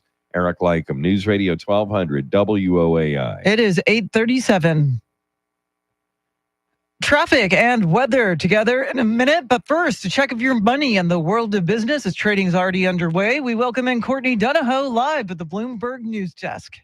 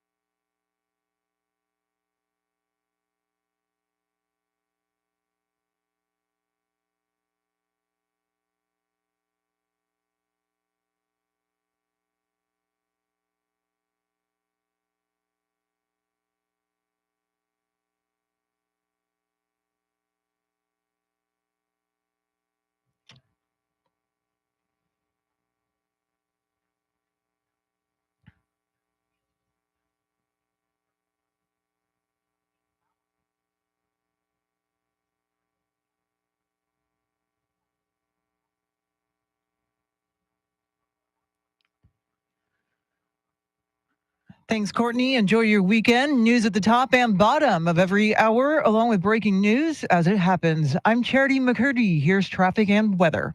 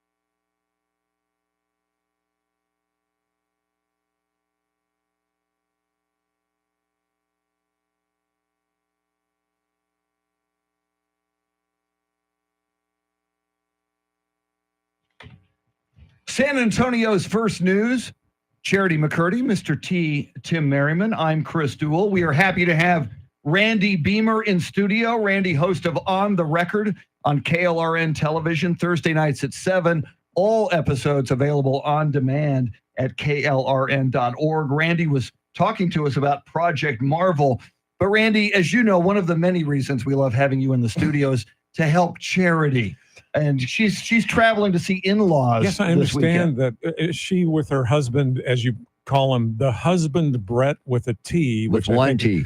Yeah, with one T, which you really need to talk about that at some point. But this traveling with the husband, as you call him, to his families, which you obviously resent. How much stress is that causing you? Because I think we can all learn from you as a story.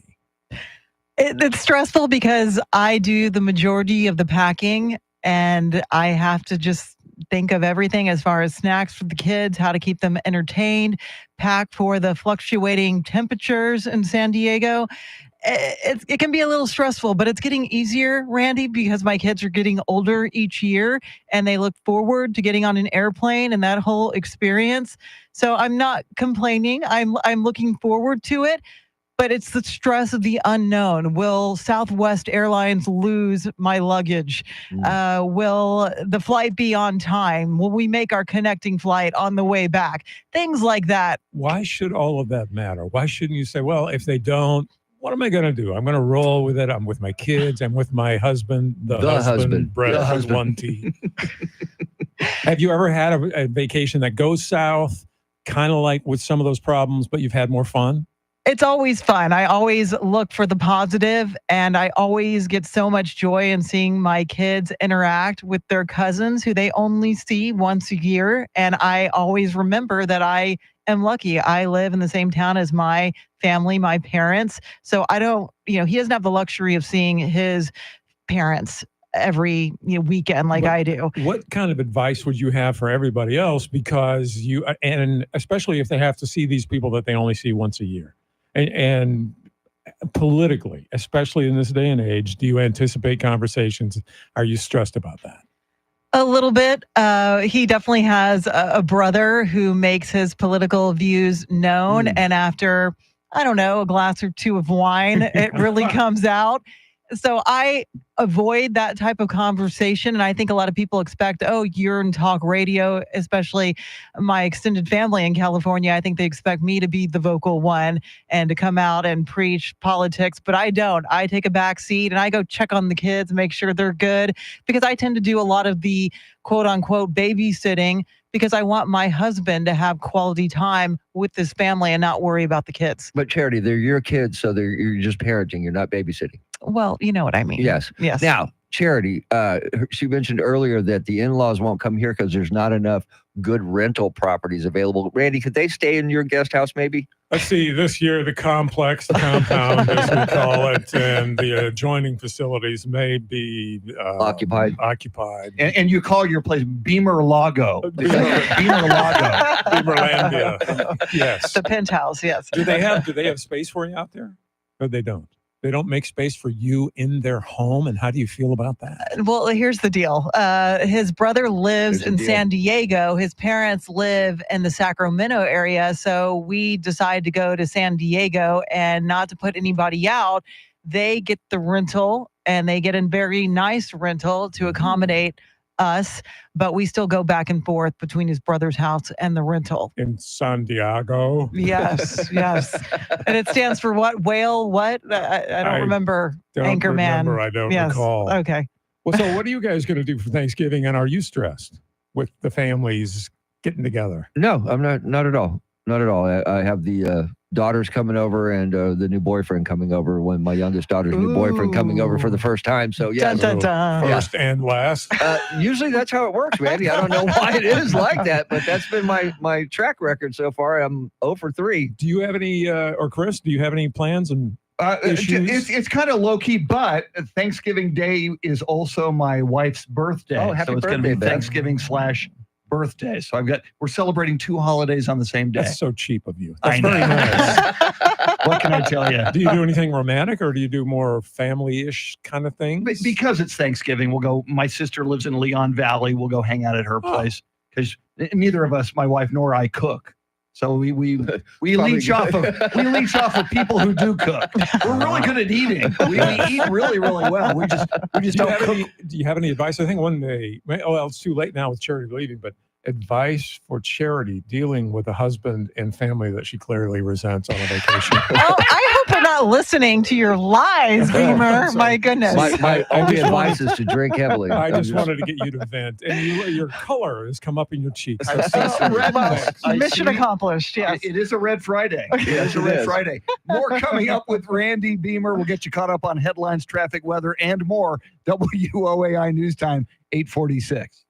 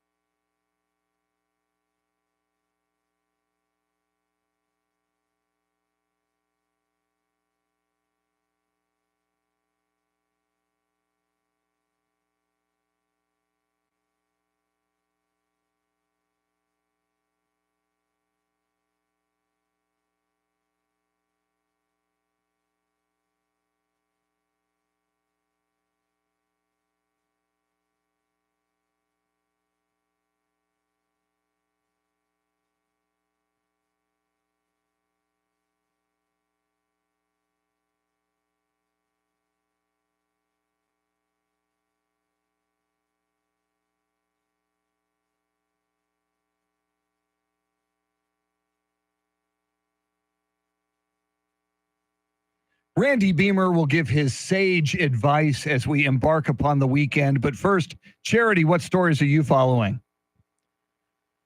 Well, Trump chooses former Florida Attorney General Pam Bondi for Attorney General after Matt Gaetz drops out. The fate of whether a Bible-infused curriculum will be taught in Texas public elementary schools will be decided today, and 3 people are dead after a hit-and-run crash on the city's far south side. We'll have details now, traffic and weather.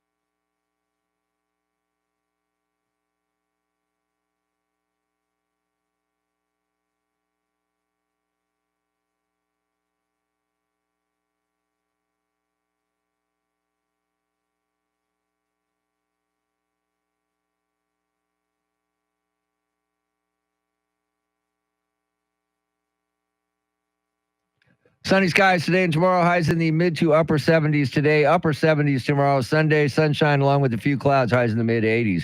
48 degrees in Alamo Heights. 48 in Leon Valley. 47 right here at the Radio Ranch. WOAI News Time 8:52. San Antonio's first news. Our thanks to EJ Pacheco doing the heavy lifting technically all morning long.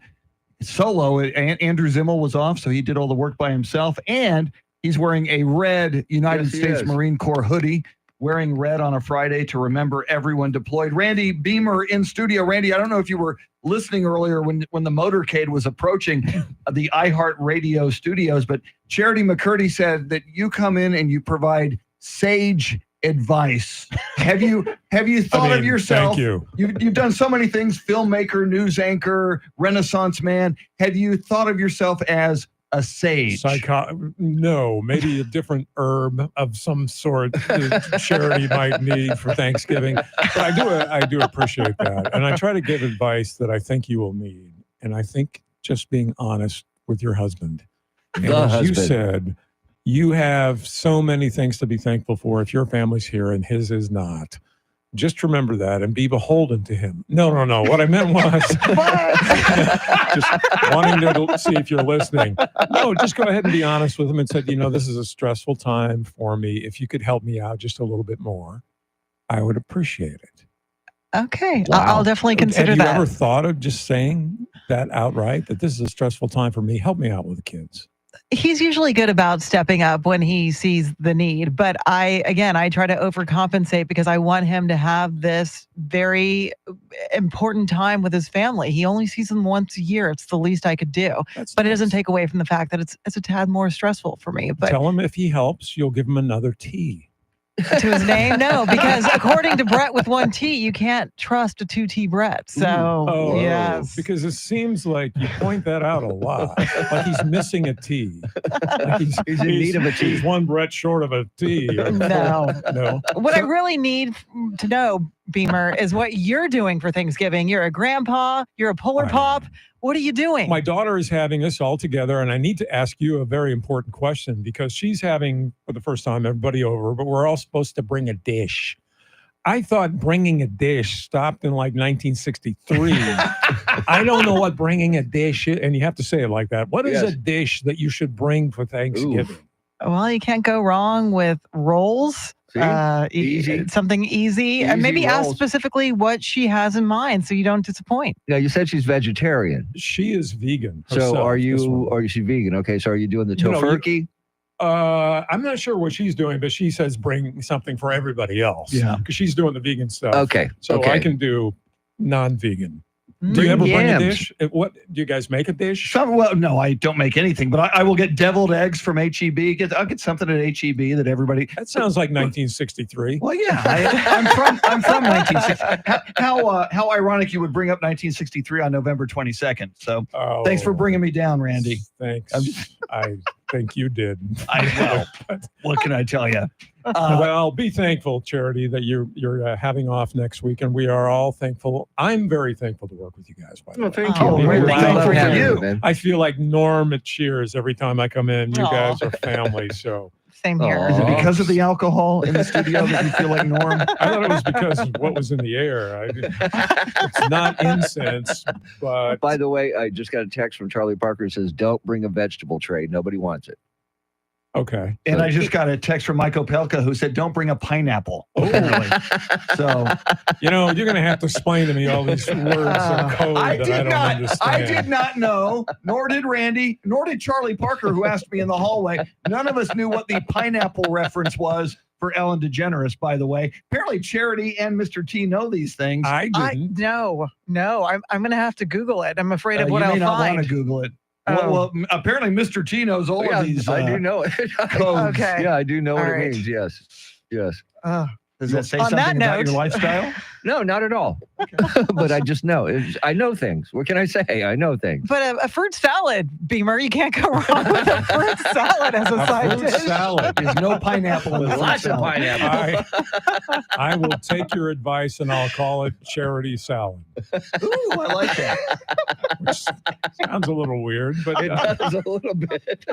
Well, Randy Beamer's On the Record will be off next week because Thursday will be Thanksgiving, but a week from Thursday, I believe so, yes. Randy Beamer On the Record on KLRN, 7 o'clock Thursdays. But every episode is at KLRN.org. KLRN.org. Watch now. You could have also next Monday, Jesse Trevino thing is going to air again because it's airing around Texas. Oh, A documentary Must see. that- Must see. It's Yeah. incredible. Hope you like it. Mr. T and I will remind people on Monday's program to check that Yes, out as we well. will. Our thanks to Randy Beamer. And you've got the Glenn Beck program coming at you. Before that, Charity McCurdy at the top of the hour with all the stories you need to know on this Friday. WOAI News Time, 8:57.